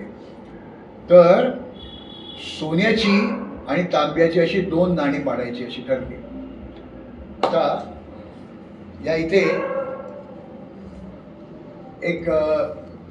एक मी पुस्तिकेसारखं आहे हे, याच्यामध्ये मी तुमच्याकडे सर्क्युलेट करणार आहे, म्हणजे थोडं लक्ष याच्याकडे दिलं तरी चालेल. फक्त पास करत जा पुढे, म्हणजे सगळ्यांना ते बघून होईल. या इथे हे असं मध्ये प्लॅस्टिकमध्ये घातलेल्या वस्तू आहेत. इथे 3 वस्तू आहेत. शिवाजी महाराजांची मुद्रा, प्रतिपतचंद्र लेख व वर्धिष्णूर वंदिता, सोन्याच्या होनाची प्रतिकृती आहे आणि तांब्याच्या शिवराईची प्रतिकृती आहे. या प्रतिकृती आहेत. हे अस्सल सोन्याचं नाणं नाही आहे. आज भारतात किंवा जगात 7 किंवा 8च सुवर्ण होन उपलब्ध आहेत. त्यामुळे ते माझ्याकडे असतं तर याची काही लाख रुपये किंमत मला मिळाली असते. आधी विकलंच नसतं ते कोणी. आणि शिवराई आहे ही पण प्रतिकृतीच आहे. माझ्याकडे रायगडावर सापडलेली एक शिवराई आहे, ती मी आणलेली नाही आहे कारण ती खूप महत्वाची. मला तो मिळालेला शिवप्रसाद आहे. तर इथे ती सोन्याची आहे? नाही, तांब्याची शिवराई आहे, होन नाही आहे. होन म्हणजे सोन्याचं नाणं. होन्नू म्हणजे कन्नडमध्ये सोनं असा अर्थ होतो. तर ते सोन्याचं नाणं होन आहे. होन्नू, वराह होन नावाचे प्रसिद्ध होते विजयनगरच्या राजांचे. आणि ही शिवराई ही तांब्याची असते. पण या दोन्ही नाण्यांवर पहिल्या बाजूला म्हणजे ऑब्व्हर्स साईडला नाण्यामध्ये श्री राजा शिव अशी अक्षर आहे. आणि त्याची जी मागची बाजू आहे म्हणजे रिव्हर्स साईड आहे, त्या बाजूवर इथे श्री राजा शिव झालं, छत्रपती असं लिहिलेलं आहे. सोन्याचं नाणं असलं तरी तोच मजकूर आहे, तांब्याचं नाणं असलं तरी तोच मजकूर आहे. आणि ही तुमच्याकडे सर्क्युलेट करतो. हे फार वाचत बसू नका, इकडे सगळी माहिती दिली आहे. याचा अर्थ काय, हे त्रैभाषिक आहे, मराठी, हिंदी आणि इंग्लिशमध्ये लिहिलेलं आहे. या सोन्याचं वजन किती होतं, त्याच्यावर काय लिहिलेलं आहे, हे सगळं या बाजूला लिहिलेलं आहे. आणि हे पार्ल्याच्या एका माणसाने हे सगळं तयार केलेली मुद्रा आहे. तर याला राजमुद्रा म्हणून त्यांनी ते 1974 साली काढलं होतं आपल्यासारख्या लोकांना बघण्यासाठी. ते मी तुमच्याकडे देतो, हे तुम्ही पहा आणि नंतर मग सर्क्युलेट करत शेवटी माझं मला परत द्या. तर इथे वरती काय लिहिलं याच्यात? ती त्यांची मुद्रा आहे, सील आहे. प्रतिपतचंद्र लेखे व वर्धिष्णूर विश्ववंदिता शाह सुनो हो शिवै सैषा मुद्रा भद्राय राजते. म्हणजे प्रतिपदेच्या चंद्राप्रमाणे वाढत जाणारी, प्रजेच्या कल्याणासाठी असणारी शहाजीचा मुलगा शाह सुनो हो म्हणजे शहाजी राजांचा मुलगा शिवाजी यांची मुद्रा जगाच्या कल्याणासाठी इथे विराजमान झालेली आहे असा त्याचा अर्थ होतो. तर ती मुद्रा ही 1643 सालचं एक पत्र उपलब्ध आहे, त्याच्यावर हीच मुद्रा उपलब्ध आहे. म्हणजे शिवाजी महाराजांना 13 वर्ष वय होतं, तर त्यांच्या वडिलांनी ती मुद्रा करून दिलेली असली पाहिजे असं म्हणजे माहीत नाही आपल्याला कोणी केली, ती रचना कोणी केली हेही आपल्याला माहीत नाही. पण ती मुद्रा शिवाजी महाराजांच्या सगळ्या पत्रांवर आहे, त्यामुळे ती अस्सल मुद्रा आहे. त्याची ही तांब्यामध्ये केलेली प्रतिकृती आहे. तर आज आपल्याला एखादं नवीन नाणं आलं, आता उदाहरणार्थ परवा घोषणा झाली आहे, भारत सरकार 500 रुपयाचं एक नाणं काढणार आहे. माझ्याकडे 1 पैशापासून 1000 रुपयापर्यंतची भारत सरकारने प्रसिद्ध केलेली सगळी नाणी आहेत. 1000 रुपयाचं नाणं भारताने काढलेलं आहे. ते तंजाऊरला म्हणजे शहाजीराजांच्या जागिरीतला भाग आहे तो, जे बृहदीश्वराचं मंदिर आहे, जे चोळ राजांनी बांधलेलं आहे, राजा चोळ त्यांनी बांधलेलं आहे. त्याला 1000 वर्ष पूर्ण झाली म्हणून भारत सरकारने 1000 रुपयाचं नाणं काढलं. त्याच्यावर त्या बृहदीश्वर मंदिराची प्रतिकृती आहे. या सगळ्या भोसले राजवंशाची वंशावळ आणि प्रत्येकाने काय कामगिरी केली ते मराठीत लिहिलेला शिलालेख आहे तिथे. तर तोही मी पाहून आलोय, तो वाचूनही आलोय. त्याच्यावर एक पुस्तक पण आहे, माझं नाही आहे, त्यांनी ते डिसिफर केलंय त्याचं आहे. तर अशा गोष्टी होत असतात. तर त्यावेळेला समजा भारत सरकारने, आपण एक कल्पना करू, ब्राह्मी लिपीमध्ये, मोडी लिपीमध्ये, चीनी जपानी लिपीमध्ये जर एखादं नाण्यावर काही छापलं आणि हे नाणं 1 रुपयाचं, 10 रुपयाचं, 50 रुपयाचं असं म्हणून दिलं, तर आपण पटकन घेऊ का होते? अशी काही नाणी पाहण्यात नाही आमच्या. रोमन लिपीत काहीतरी लिहिलं असतं, देवनागरीत काहीतरी लिहिलेलं असतं आणि त्याचं मूल्य लिहिलेलं असतं. तर त्यावेळेची सगळी नाणी, म्हणजे मी विजयनगरची नाणी सोडतो हा, ती 300 वर्ष आधीची आहे, पण ती सोडली तर सगळी नाणी अपसव्य लिपीमध्ये, म्हणजे अरबी, फारसी, उर्दू या ज्या लिपी आहेत उजवीकडनं डावीकडे लिहित जातात, त्या अशा रेघारेघांसारख्या ज्या दिसतात, त्या लिपीमध्ये असणारी नाणी वापरायची लोकांना सवय लागलेली होती. 1-2 वर्ष नाही, काही 100 वर्ष. आता पूर्ण देवनागरीमध्ये लिहिलेलं नाणं लोक घेतील का? एक म्हणजे सांगता येत नव्हतं लोक काय वागतील. शिवाजी महाराजांनी धाडस करून तशी नाणी पाडली आणि ती 1860 नंतर सुद्धा वापरात होती. माझ्या आजीनी एक शिवराई त्या दुकानात जाऊन काही वस्तू घेतल्या असं आजीने मला सांगितलं. तेव्हा ती परकरी मुलगी होती, म्हणजे 8-10 वर्षाची फार फार तर असेल. तर म्हणजे माझे वडील आत्ता असते तरी ते 115-16 वर्षाचे असते.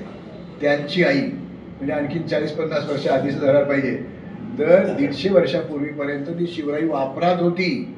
म्हणजे लोकांचा विश्वास होता याला मूल्य आहे. सोन्याची नाणी काही वापरली गेली नाही, ती बहुतेक वितळवली गेली आणि ते म्हणजे शिवराय अदृश्य झाल्या म्हणायला हरकत नाही. सॉरी, होन अदृश्य झाले असं म्हणायला हरकत नाही. तर आणि सोन्याचे जे होन आहेत त्याच्या बऱ्याच होनांची मी फोटो पाहिले, अगदी शार्प आहे. म्हणजे आत्ता मिंट बंद काढलेत का काय, कारण ते फारसे वापरले गेले नाही. कारण एक होन म्हणजे त्यावेळेचे 3.5 रुपये, सोनं होतं 2 तोळा. त्यामुळे ते एवढ्या महागाईचं काही विकत घ्यायला जातच नव्हते ना लोक. त्यामुळे सोन्याचे होन फारसे वापरले गेले नाही. हीच गोष्ट मोगलांच्या सोन्याच्या मोहरांबद्दल पण आहे.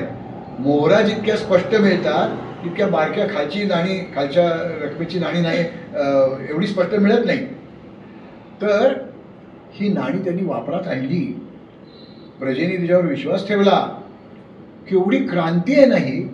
आज मी बघायला सांगितलं असं ब्राह्मी लिपीत लिहिलेलं नाणं आपल्याला दिलं तर आपण 4 वेळा ते उलटं सुलटं करून बघू आणि नको बदले ते नेहमीचं नाणं असलं तर हे तू फसवतोस मला का काय, पण मला गंडा बसला की 50-50 रुपयाला बसणार आहे, नको ते असं आजही होईल. पण 300 वर्षापूर्वी ज्या वेळेला प्रसिद्धी माध्यमं इतकी प्रगत नव्हती की एक वर्तमानपत्रात फुल पेज जाहिरात द्यायची, हे असं बदललेलं आहे, असं काही नव्हतं त्यावेळेला. तरी लोकांनी विश्वास ठेवून ती नाणी स्वीकारली आणि पुढे शिवाजी महाराज गेल्यानंतर 200-100 वर्ष ती वापरात राहिली. हे खूप महत्वाचं आहे. ही नाणक क्रांती महाराजांनी केलेली आपल्याला दिसते. हे एखादा सार्वभौम राजा असेल तरच तो नाणी अशी पाडू शकतो, सोन्याची तर नक्कीच. त्यानंतर या धार्मिक गोष्टींमध्ये आता असं का हे प्रश्न विचारायचे, मला उत्तर नाही माहिती, पण नाही विचारत कोणी, नाही ना तर जाऊ दे. तर मंगळवार राजाभिषेकाला चालत नाही, चतुर्थी, नवमी, चतुर्दशी, अमावस्या चालत नाही, दक्षिणायन चालत नाही, सूर्य वृश्चिक राशीत आणि चंद्र कन्या किंवा तूळ राशीत असेल तर ते चालत नाही. म्हणजे हे सगळे गुंताडे सोडवून सलग 10 दिवस, त्यातला 1 दिवस ऑप्शन म्हणजे एक हॉलिडे घ्यायला हरकत नाही 10 दिवसामध्ये, असा कालखंड पण शोधायला पाहिजे होता. म्हणजे पुढच्या सगळ्या तिथींचं, वारांचं, रवी शुक्र जे काय आहे त्यांची गणितं करून त्यातनं सुटका करून घ्यायची होती. म्हणजे अशुभ योगावर हा विधी केला नाही हे धार्मिकदृष्ट्याही ठरवायचं होतं. एवढा वेळ लागणार होता. मग आता एखादा कार्यक्रम करायचा आहे आणि तो एखाद्या क्रांतीसारखा आहे. एक हिंदू माणूस स्वतःच्या सिंहासनावर बसून सार्वभौम राजा म्हणून जाहीर करतो, ही एक क्रांती होणार होती. तर त्यावेळेला 1 महिना आधी, 15 दिवस आधी, 1 आठवडा आधी वर्तमानपत्रात फुल पेज जाहिराती, हे असं असं होणार आहे. असं नाहीये. लोकांना माहितीच नव्हतं. किती माहिती नव्हतं तर जे अत्यंत बातम्या काढण्यामध्ये त्यावेळेला कुशल समजले जाणारे लोक होते ते होते इंग्लिश. मी इंग्लिश असा शब्द वापरतोय, इंग्रज असा शब्द वापरत नाहीये. कारण स्कॉटलंडमध्ये राहतात ते स्कॉटिश, त्यांची भाषा पण स्कॉटिश. आयर्लंडमध्ये राहतात ते लोक आयरिश, त्यांची भाषा पण आयरिश. मग इंग्लंडमध्ये राहतात त्यांचं इंग्रज आणि इंग्रजी कुठनं आलं, आला कुठनं, तर इंग्लिश अशीच भाषा, इंग्लिश असंच त्या समुदायाचं नाव. त्या इंग्लिशांनी आपला एक माहितगार हा रायगडावर पाठवला होता दुसऱ्या काही कामासाठी. त्याचं नाव होतं नारायण शेणवी. शेणवी ही जमात पटकन भाषा शिकली आणि त्या काळात दुभाषा म्हणून ही शेणवी मंडळीच काम करताय. त्यातला नारायण शेणवी आहे. त्याची बाकीची तो जन्म कुठे आला, त्याने त्याचं करिअर कुठल्या स्कूलमधनं पास झाला, डिग्री कुठनं काही माहीत नाही आपल्याला. नारायण शेणवी असं नाव अनेक वेळेला येत आहे आणि हा त्याचा इंग्लिशांचा दुभाषा आहे. तर त्यांनी 4 एप्रिल 1674 राज्याभिषेक झाला. 6 आपल्या जुलियन कॅलेंडर प्रमाणे 6 जूनला, म्हणजे जेमतेम 2 महिन्याआधी रायगडावर राहायला असलेल्या या नारायण शेणवीनी सुरतेला एक पत्र पाठवलंय. पुण्याच्या भारीसा मंडळाने, भारत इतिहास संशोधक मंडळाने फॅक्टरी रेकॉर्ड्स म्हणून ते प्रसिद्ध केलेली आहे. त्यात हे पत्र आहे. त्यात तो असं लिहितो, त्यात त्यांनी नुसता शिवाजी असा उल्लेख केलाय, शिवाजी महाराज असा केलेला नाही म्हणून मी तसा वाचतोय. त्यांनी लिहिलंय शिवाजी, ते स्पेलिंग पण वेगळंच आहे, इज मेकिंग अ थ्रोन, एक ते सिंहासन घडवत आहे, intending to be crowned in June next, येणाऱ्या जूनमध्ये राजाभिषेक करून घेण्यासाठी शिवाजी महाराज सिंहासन तयार करून घेत आहे. Being the beginning of new year. आता मी खूप दिवस याच्यासाठी डोकं खाजवत बसलो होतो माझंच, की न्यू इयर कुठनं आलं, चैत्र नाहीये किंवा मग आलं कुठनं हे. तर त्यावेळेला सगळीकडे ही मुस्लिम कॅलेंडर वापरली जात होती आणि त्या मुस्लिम कॅलेंडरचा नवीन महिना जूनमध्ये सुरू होणार होता, म्हणून त्यांनी इन द न्यू इयर असं म्हणतोय तो. टू धिस कॉरोनेशन ही हॅथ, आता त्यांनी हॅच ही हॅव असं नाही म्हटलेलं, त्यावेळेच्या जुन्या इंग्लिश प्रमाणे हॅच लिहिलंय. He has invited many learned Brahmins, आणि या राजाभिषेकासाठी त्यांनी अनेक विद्वान ब्राह्मणांना बोलवलेलं आहे.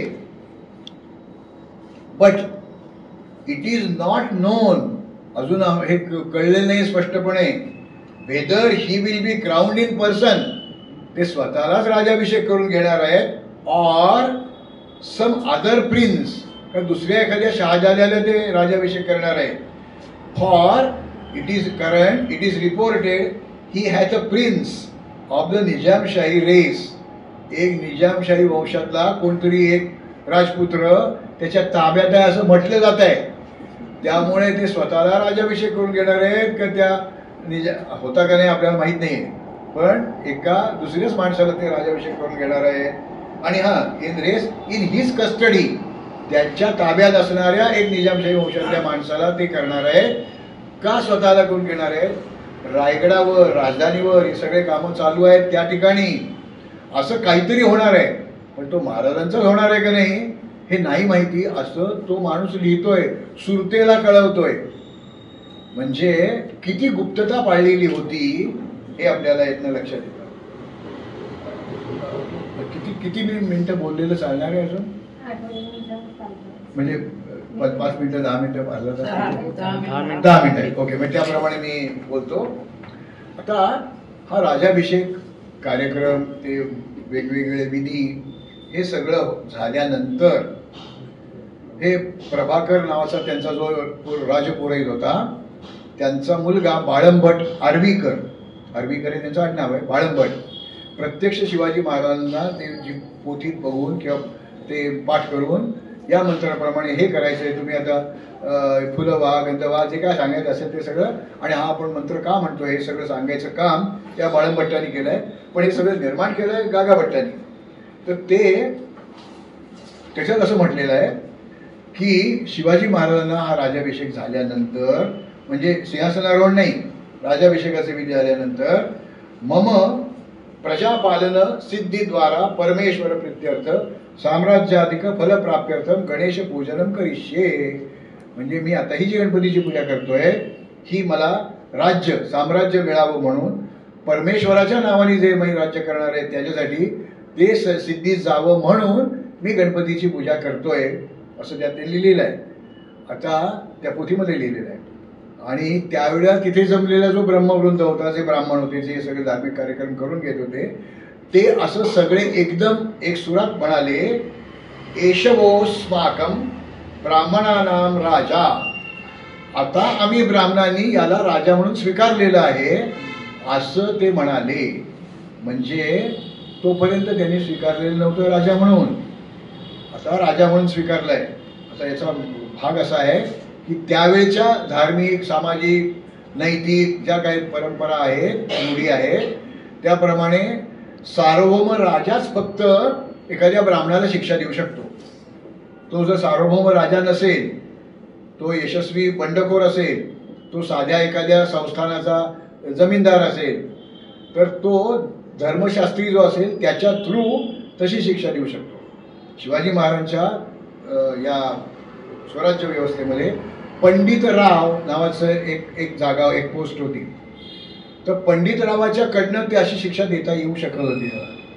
पण म्हणजे दुसऱ्यावर अवलंबून राहील ना, मी जर सार्वभौम राजा होणार आहे तर हे नाही. त्यामुळे सार्वभौम राजा होण्यात शिवाजी महाराजांचा हाही एक हेतू होता की मला कोणाचे पाय धरायला लागता कामा नये, मी सार्वभौम आहे, मीच माझ्या राज्यात नियम करीन, ते लोकांकडनं पाळून घेईन आणि नाही पाळले तर मी शिक्षा देईन, हे मला अधिकार बहाल झालेले पाहिजे. मग शिवरायांनी अष्टप्रधान नेमले. अष्टप्रधान मंडळ नेमलेलं नाही, अष्टप्रधान नेमले, व्यक्तींच्या नेमणुका केल्या आहेत. जसं आज ती कॅबिनेटची मिटिंग झाली, त्यात असा असा ठराव झाला, असं त्यावेळेला होत नव्हतं. राजा आणि तो मंत्री किंवा तो प्रधान या दोघांमध्येच जो काय असेल तो संवाद व्हायचा. तेव्हा अष्टप्रधानची मंडळाची मिटिंग बसली आहे आणि मग त्यात असा GR काढला असं काही नाही आहे. तर त्यांनी जे 8 लोक नेमले ते त्यांनी ज्यावेळी ती रूढ नावं होती ती सगळी फारसी होती, ती त्यांनी बदलली आणि संस्कृत प्रचूर नावं आणली. पेशवा म्हणजे मुख्य प्रधान ते मोरोपंत पिंगळे होते आणि या सगळ्या राज्यकारभारावर देखरेख करणं, ॲडमिनिस्ट्रेशन हे यांचं काम होतं. आणि शिवाय या लढाया तर करायच्याच होत्या त्यांनी. मुजुमदार म्हणजे अमात्य, यांनी राजकार्य करायचं आहे, म्हणजे राजा जे सांगेल ते काम लोकांकडनं करून घ्यायचं. त्या पोस्टला मुजुमदार म्हणत असत, आता त्याला अमात्य म्हणायला लागले. त्यावेळेला गृहमंत्र्यासारखी जी जागा होती त्याला सुरनीस असं नाव होतं. शिवाजी महाराज त्याला सचिव असं नाव दिलं. आणि अण्णाजी दत्त, मगाशी अमात्याचं नाव सांगायचं राहिलं, रामचंद्र पंत अमात्य हे त्यांचे या अष्टप्रधानातले सर्वात तरुण मंत्री होते. नंतर हे सचिव, तर अण्णाजी दत्तो हे त्या राज्यात सचिव म्हणून झाले. नंतर वाकलीस नावाची एक पोस्ट असायची, पत्रव्यवहार आणि एकंदर जो काही पत्रव्यवहार आहे तो सांभाळून ठेवणं, दप्तर सांभाळणं, हे करणारा जो होता तो वाकलीस असायचा. त्याला मंत्री असं त्याचं नाव केलं त्या जागेचं, त्या पोस्टचं. त्यानंतर सेनापती, तर सरनोबत असं त्यात म्हणत असत, सरनोबत नेतोजी पालकर असं आपण म्हणतो. तर सरनोबत हा फारसी शब्द आहे, त्याच्याऐवजी सेनापती असा शब्द वापरला. आणि हंबीरराव मोहिते, आधीचं नाव त्याचं हंसाजी मोहिते, ते हंबीरराव मोहिते हे सेनापती म्हणून झाले. नंतर आज ज्याला आपण परराष्ट्र मंत्री म्हणतो, त्यावेळेस त्याला डबीर म्हणत असत, त्याला सुमंत असं म्हणायला सुरुवात केली. आणि त्र्यंबक सोनदेव हे डबीर झाले. त्यानंतर या पुढच्या जे 2 प्रधान आहेत त्यांना तशा पोस्ट या मोगलाईमध्ये किंवा मुस्लिम सत्तांमध्ये नव्हत्या. एक आहे न्यायाधीश, तिकडे काझी असायचा, पण तो फक्त धार्मिक, पण हे न्यायाधीश म्हणजे सगळेच न्याय निवाडे करील तो. तर न्याय खातं ते निराजी रावजी हे न्यायाधीश होते. आणि दानाध्यक्ष म्हणजे दान देणारा अशी एक पोस्ट, कोणाला दान द्यायचं, किती द्यायचं हे ठरवून त्याप्रमाणे काम करणारा, ते धर्मशास्त्र आणि दानधर्म हे बघणारा, ते रघुनाथ पंडित नावाचे त्यांना ही पोस्ट दिली गेली. आता राजाभिषेक हे सगळे मंत्री नेमले गेले. तर राजाभिषेक नेमका कशासाठी हे अगदी अर्ध्या मिनिटात मी तुम्हाला सांगतो. कशासाठी केलं याची शिवाजी महाराजांना स्पष्ट कल्पना होती. मी हे का करून घेतोय, तर राज्य चिरस्थायी व्हायला पाहिजे. जर असा राज्याभिषेक झाला नसता तर त्याला धार्मिक अधिष्ठान नाही, सामाजिक मान्यता नाही, राजकीय त्याला काही स्टेटस राहिलं नसतं. म्हणून ते करायला पाहिजे. त्याला धार्मिक अधिष्ठान पण पाहिजे आणि इतर जे सत्ताधीश आहेत त्यांच्या बरोबरीचा दर्जा हा शिवाजी महाराजांना त्यामुळे मिळाला. कशावरनं? जेव्हा दक्षिण दिग्विजयाला महाराज खाली दक्षिणेमध्ये गेले होते तेव्हा कुतुबशहाला ते भेटले. कुतुबशहा त्यावेळेचा कुतुबशाही राज्याचा सार्वभौम राजा होता. त्यांच्याकडे पद्धत अशी होती, त्याला भेटायला जाताना डोक्यावर काही ठेवायचं नाही, ते काढायचं. त्याला शिरभोई करणं असं म्हणतात. ते नाही ठेवायचं, बोडक्या डोक्याने जायचं. म्हणजे मी तुझ्यापेक्षा कमी आहे, माझ्या डोक्यावर काही नाही आहे, मुकुट नाही आहे असं दाखवण्यासाठी ती शिरभोई करायची असते. शिवाजी महाराजांनी आधीच त्यांच्याकडनं कबूल करून घेतलं होतं, मीही माझ्यावर छत्र धरलेलं आहे, मी शिरभोई करणार नाही, तर आपण भेटूया. आणि ते कुतुबशहानी मान्य केलं आहे. हे खूप महत्त्वाचं आहे. आणि आत्तापर्यंत या फारसी रेकॉर्ड्समध्ये, उर्दू अरबी रेकॉर्ड्समध्ये किंवा पोर्तुगीज ब्रिटिशांच्या इंग्लिशमध्ये, फ्रेंच याच्यामध्ये शिवाजी महाराजांच्या नावामागे कुठलंही उपपद लावलेलं नसायचं. 74 सालानंतर राजा शिवाजी असाच शब्द वापर सुरू झाला. म्हणजे एखाद्या माणसाने एखाद्या पदाची शपथ घेतली, मग ते पंतप्रधान असेल, राष्ट्रपती असेल, मुख्यमंत्री असेल, काय जे असेल, त्यानंतर आपण त्याला तसं म्हणायला लागतो ना. तर तसं राजा शिवाजी असा शब्दप्रयोग हे इंग्लिश, फ्रेंच, डच, पोर्तुगीज, फारसी, उर्दू, अरबी इथे राजा शिवाजी असा उल्लेख व्हायला लागला. फक्त मोगलांकडे नव्हता, कारण मोगल कुणालाच राजा मानत नव्हते. तो आलमगीर होता, म्हणजे जगाचा राजा होता असं तो स्वतःला समजायचा. त्याच्याबद्दल काही मी फारसा आता बोलत नाही. पण त्यानंतर नवीन शक, नवीन नाणी रूढ करणं हे मी करायला पाहिजे सार्वभौम राजा म्हणून, हे त्यांना माहिती होतं, त्याप्रमाणे त्यांनी करून घेतलं. आणि स्वधर्म, स्वभाषा, स्वदेश यांना महत्त्व द्यायचं आहे. आता स्वभाषा, मगाशी मी आत्ताची नावं सांगितली, त्याला पेशवा नाही म्हणायचं, पंतप्रधान म्हणायचं, सरनोबत नाही म्हणायचं, त्याला सेनापती म्हणायचं. अशी संस्कृत प्रचूर नावं, त्याच्यासाठी त्यांनी काही ग्रंथ लिहून घेतलेले आपल्याला दिसतात.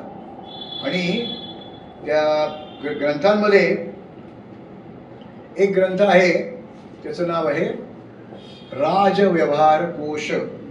राजव्यवहार कोश. तर तो रघुनाथ पंडित नावाच्या, हा दक्षिणेतनं म्हणजे शहाजीराजांच्या तालमीत तयार झालेला माणूस आहे. त्याचं आणि एकोजी राजांचं पटलं, म्हणजे व्यंकोजी त्यांचं पटलं नाही म्हणून ते इकडे आले होते. ते रघुनाथ पंडित म्हणजे राज्यकारभारात मुरलेला माणूस होता. त्या सगळ्या उर्दू, अरबी, फारसी शब्दांना बाजूला करून संस्कृत प्रचूर नवीन शब्द निर्माण करणं हे या रघुनाथ पंडितांकडनं करून घेतलं. तर तो राजव्यवहार कोश नावाचा ग्रंथ लिहिला गेला. हे मगाशी मी मायने सांगितले, कोणाला काय लिहायचं. म्हणजे माझ्या लहानपणी मला आठवतंय, वडिलांना पत्र लिहायला सांगायचे ते, मग तीर्थरूप असं लिहायचं. पण काकांना लिहायचं असेल, आजोबांना लिहायचं असेल, मामाला लिहायचं असेल तर तीर्थ स्वरूप असं लिहायचं, असं ते मायने ठरलेले असायचे. तर हे मायने शत्रूला काय संबोधित करायचं याचाही मायना ठरलेला असायचा. त्याच पद्धतीने तो लिहायला पाहिजे त्यावेळेच्या पद्धतीप्रमाणे. तर बाळाजी अवजी चिटणीसांकडून लेखनालंकार नावाचा एक ग्रंथ लिहून घेतला. तर आणि हे सगळं संस्कृत प्रचूर केलाय त्याने. आणखी एक ग्रंथ लिहून घेतला, त्याच्याबद्दल मला सांगितल्याशिवाय राहत नाहीये. एक कृष्ण ज्योतिषी किंवा कृष्ण द्वैपायन नावाचा एक माणूस होता, तर विद्वान असावा. त्याला त्यांच्याकडे त्यांनी कर्ण कौस्तुभ नावाचा एक ग्रंथ लिहून घेतला. पंचांगामध्ये म्हणजे कालगणनेमध्ये, कालगणना की सूर्य, चक्र किंवा चंद्र किंवा आणखी काय सगळे ग्रह, तारे, पृथ्वी एका मशीनचा भाग नाहीये. ते निसर्गतः फिरतात. ते आपण काहीतरी थोडंसं इकडे तिकडे करून नियमात बसवायचा प्रयत्न केलाय. त्या नियमाच्या बाहेर पण थोडंसं जाऊ शकतं. ते परत नियमाबद्ध करायचं असेल म्हणजे अमुक दिवशी सूर्योदय अमुक वाजता होईल, अमुक दिवशी ग्रहण होईल, असं जर काही असेल तर ते जर तसे अनुभव यायला नाही लागले तर दुरुस्ती करायला लागते कालगणनेमध्ये. तर हा करणकौस्तुभ, हा कृष्ण ज्योतिषींनी जो निर्माण केला ग्रंथ, तो आजही काश्मीरपासून कन्याकुमारीपर्यंत कुठल्याही पंचांगात जर दुरुस्ती करायची वेळ आली तर हाच ग्रंथ वापरला जातो.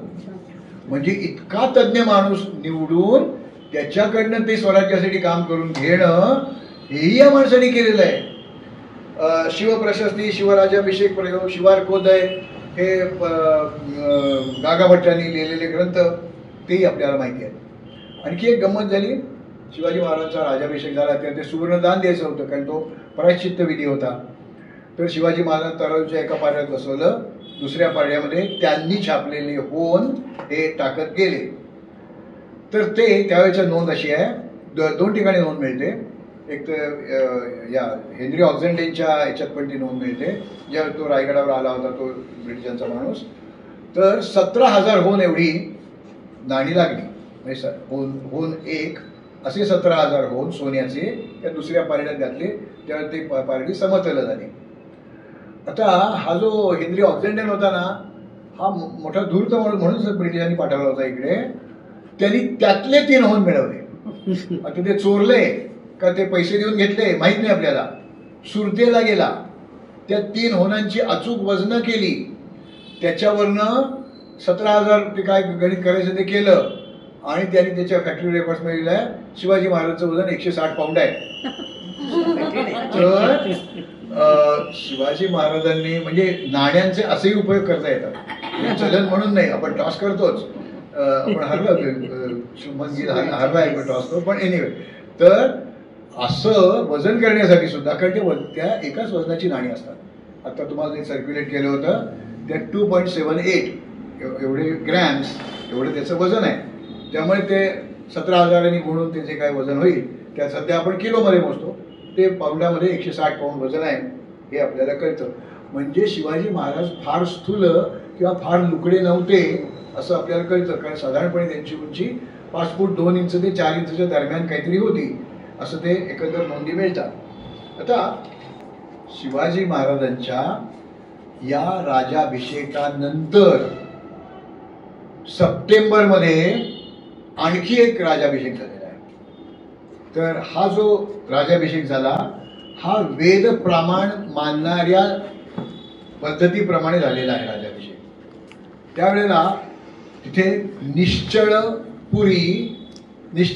नावाचा माणूस पुरी या संप्रदायातला, तो शाक्त संप्रदाय, त्यात बरेच संप्रदाय असतात, उपसंप्रदाय असतात, पुरी. तर आपण त्याचा आपल्या लिहिताना निश्चलपुरी असं लिहितो, पण त्या पोथीमध्ये त्यांनी जी लिहिली आहे शिवराजाभिषेक कल्पतरू, त्याच्यामध्ये निश्चळ ळ असा शब्द वापरला आहे, अक्षर वापरला आहे. निश्चळ हा पुरी संप्रदायातला, त्यांनी तो आला होता इथे रायगडावर, ते सगळे विधी पाहिले आणि तो म्हणला हे काय बरोबर नाही, काही गोष्टी चुकल्या आहेत, असं नको होत्या करायला. त्यात त्यांनी सांगितलं की तुम्ही ते जे सिंहासनाला 8 सिंह आहेत त्याला बळी दिलेला नाही आहे, त्या राजसभेचे प्रवेशद्वार आहे ज्याला आपण हल्ली नगारखाना म्हणतो, त्या दाराला बळी दिलेला नाही आहे, असं काही काही त्यांनी सांगितलं. हे सगळं वामाचारी अघोरी पंथातलं ते शाक्त संप्रदायातलं आहे. तर हे राहिलेले आहेत विधी, तर तुम्ही ते करून घ्या. मग त्यांनी आपल्याकडे जे काय वाङ्मय उपलब्ध आहे त्यात मग अमक्या दिवशी अमुक दुर्घटना, एक दुर्घटना होईल, अमुक दिवशी एक दुर्घटना होईल, आणि मग शिवाजी महाराज म्हणाले ठीक आहे दुर्घटना तुम्ही सांगताय त्याप्रमाणे करताय, तर मग आम्ही त्या तांत्रिक राजाभिषेक करून घेतो, असं आपल्याकडे आता सध्या रूढ आहे. ते पण तसं दिसत नाही आहे. शिवाजी महाराजांना हे काय जे हे अशुभ संकेत सांगितले तसं काही नाही. आता हा जो राजाभिषेक झालाय 23 सप्टेंबरच्या आणि 24 सप्टेंबरच्या मधली जी रात्र आहे, कारण हे अघोरी आहे, सगळं वामाचारी आहे, तांत्रिक आहे, ते रात्रीच करायचं असतं, लाल कपडे नेसूनच ते करायचं असतं, काळी फुलं काळे काय ते सगळं ते त्यांच्या पद्धतीने होतं. तर तो बळी द्यायचा असतो तिथे. हे सगळं शिवाजी महाराजांनी केलं आणि ज्या दिवशी 24 उजाडचा 24, कारण ते रात्री काय कार्यक्रम 24ला ते परत सिंहासनारूढ झाले. 25 तारखेला प्रतापगडचे जे देवीचं मंदिर आहे त्याच्यावर वीज पडली, ते मंदिर दुभंगलं. म्हणजे हे योगायोग असतात, त्याला काय अशुभ संकेत म्हणायला पाहिजे असं काही नाही. पण निश्चळपुरी गोसावींनी किंवा त्या पुरी संप्रदायाच्या त्या व्यक्तींनी शिवाजी महाराजांना असा एक राजाभिषेक करून घेतलेला दिसतो. कागदी नोंदी आहेत, ते सगळ्यांना मान्य आहे, पण ते का आणि कसं याच्याबद्दल मतभेद आहे, तो आपण भाग सोडून देऊ आता. याचा अर्थ शिवाजी महाराजांनी पहिला राज्याभिषेक कॅन्सल केला आणि नवा राज्याभिषेक सुरू असं नाही झालेलं. कारण शिवशक जो आहे तो ज्येष्ठ शुद्ध त्रयोदशीपासूनच आहे. या ललिता पंचमी म्हणजे ती जी पंचमी तिथी आहे अश्विनातली, त्या दिवशी नाही ते नवीन शक सुरू झालेला. पहिला शक कॅन्सल करू आता नवीन कालगणना असं नाही झालेलं. म्हणजे हा मेन आहे, ही थोडीशी दुरुस्ती करायला पाहिजे होती, एक पूरक विधी म्हणून करायला पाहिजे, म्हणून शिवाजी महाराज तो करून घेतलेला आपल्याला दिसतो. तर कसं आहे, अजून मी खूप वेळ बोलू शकेन पण ते नाही बोलत मी. आता एक शंका जी रायगडावर मी गेलो, लोकांना दाखवायला जातो मी रायगड, ते बहुतेक वेळा प्रश्न विचारतातच. शिवसिंहासनाची जागा आहे, मेघडंबरी, त्याच्यात आता एक पुतळा पण बसवलेला आहे, तिथे आता आर्किओलॉजीने बॅरिकेड घालून टाकलंय, नाही तिथपर्यंत जायचं का, ते तो भाग सोडून देऊ आपण आता. पण तिथे लोक विचारतात की मग ही सगळी राजसभा आच्छादित असेल ना, पावसाच्या तोंडावर आहे, पत्रे बित्रे एखाद्या मांडववाल्याला टेंडर काढून झालं असेल ना, तर ती सगळी राजसभा अनाच्छादित होती. कशावर प्रश्न विचारलाच पाहिजे ना आपण. हेनरी ऑक्झेंडेनची जी डायरी आहे, त्या डायरीमध्ये ती माझं एक पुस्तक आहे, रायगड दर्शन दुर्मिळ पुस्तकातून 12 दुर्मिळ पुस्तकांचं एकत्रित पुनर्मुद्रण केलेलं आहे, संपादन केलेलं आहे मी. त्यात त्यांनी असं म्हटलं आहे की एक हिऱ्याची अंगठी शिवाजी महाराजांना नजर, आणखीन बऱ्याच वस्तू आहे शिवाजी महाराजांना नजराण म्हणून द्यायची आहे, ती हिऱ्याची आहे. तर त्या नारायण शेणवी ती अशी धरली, अशी अशी हलवली, सूर्याचे किरण त्याच्यावर पडले, ते परावर्तित होऊन शिवाजी महाराजांची अंगठी चमकताना दिसली आणि शिवाजी महाराजांनी आम्हाला सिंहासनाजवळ बोलवून घेतलं, असं हेनरी ऑक्झेंडेन लिहितोय.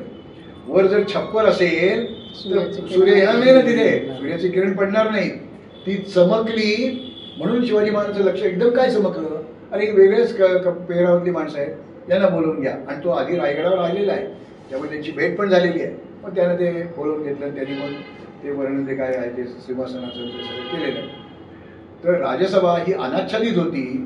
आता प्रश्न असा येतो, जून महिना आहे, तर मग त्यावेळेला मुहूर्त काढला ते बाकीचं ठीक आहे, पण मग काय केलं होतं, तर त्यावेळेला बहुधा जसं आत्तापर्यंत 7 जूनच्या वेळेला पाऊस सुरू व्हायचा पुण्यात, तसं त्यावेळेला ते 15 जून नंतर दक्षिणायन सुरू झाल्यानंतर पाऊस सुरू होत असावा.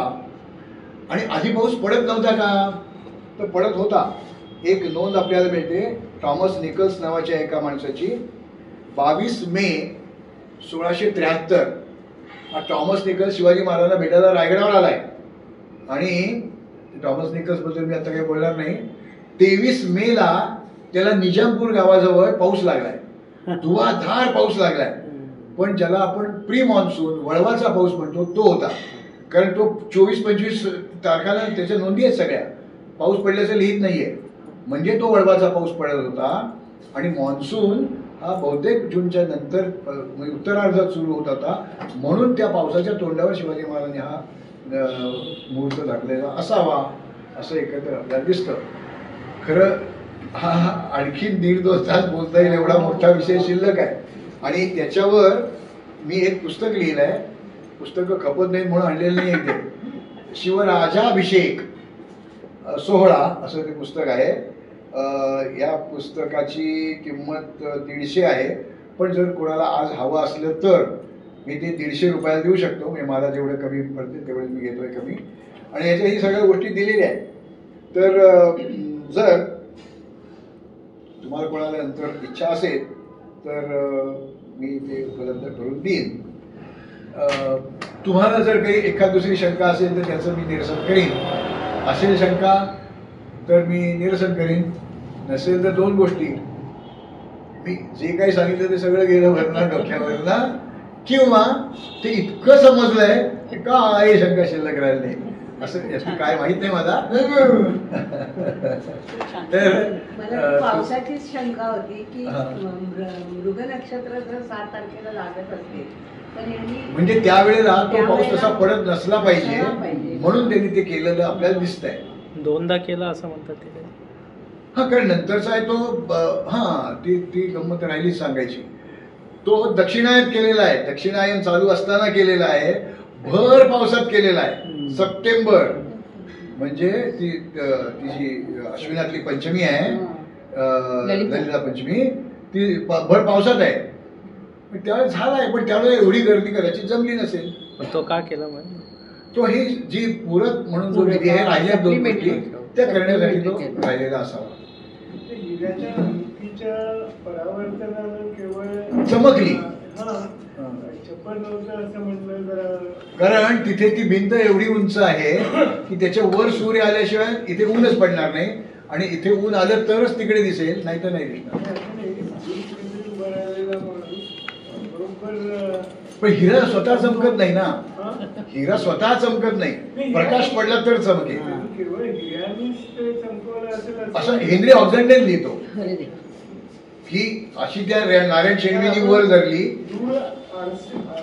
हातात धरून किंवा कुठलाही सकारात्मक पदार्थ हातात धरून प्रकाश परावर्तित करून दुसरीकडे पाडू शकतो, पाडता येईल. पण तिचं पाडलेलं हेनरी ऑक्झॅंडन लिहित नाहीये की ती त्या तिकडनं आलेल्या प्रकाशामुळे चमकली आणि आम्हाला बोलावलं, असं तो लिहितो.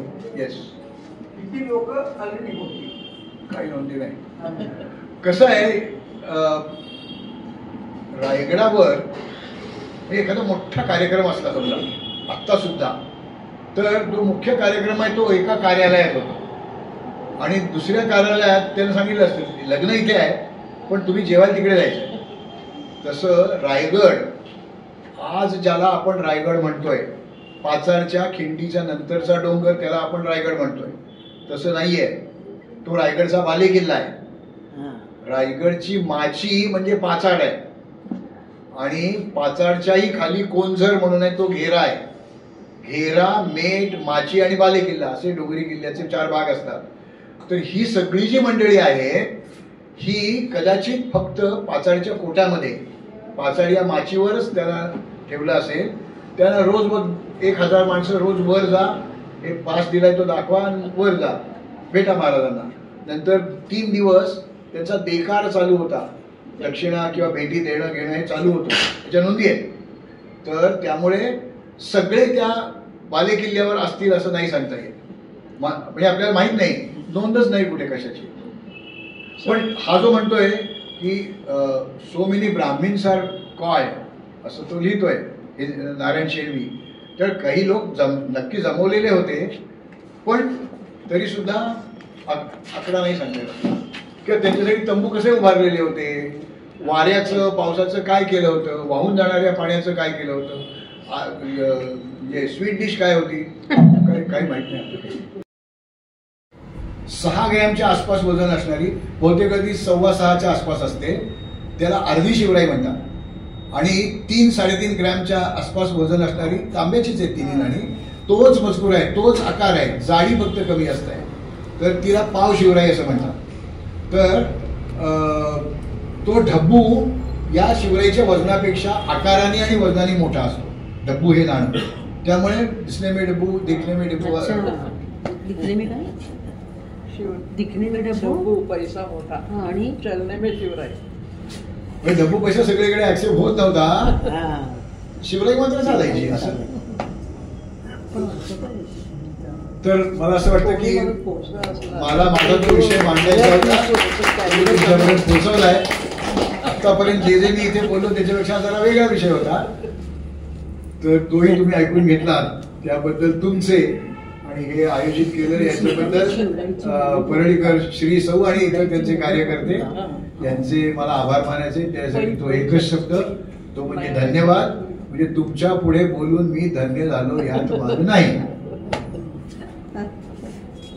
आपल्याला आजचा विषय खरंच पहिल्यांदा कळलं नाही की राजाभिषेक सर काय बोलणार आहे थोडे 1-1.5 तास, पण त्याच्यासाठी बारीक बारीक किती गोष्टी करायला लागल्या हे आम्हाला आज कळलं नाही, तर आम्हाला कळलंच नसतं. कारण तिथे जातात लोक, रायगडावर करतात हे तर राज्याभिषेक वगैरे, पण त्याच्यासाठी केवढी दूरदृष्टी, सरांनी केवढा अभ्यास केला गेला हे सर्वात महत्वाचं आहे. म्हणजे मला वाटतं गव्हर्नमेंट सरांच्या विद्वत्तेबद्दल आम्हाला काही शंकाच नाही, ते नेहमी आम्हाला आमच्या ज्ञानामध्ये भरच टाकत असतात.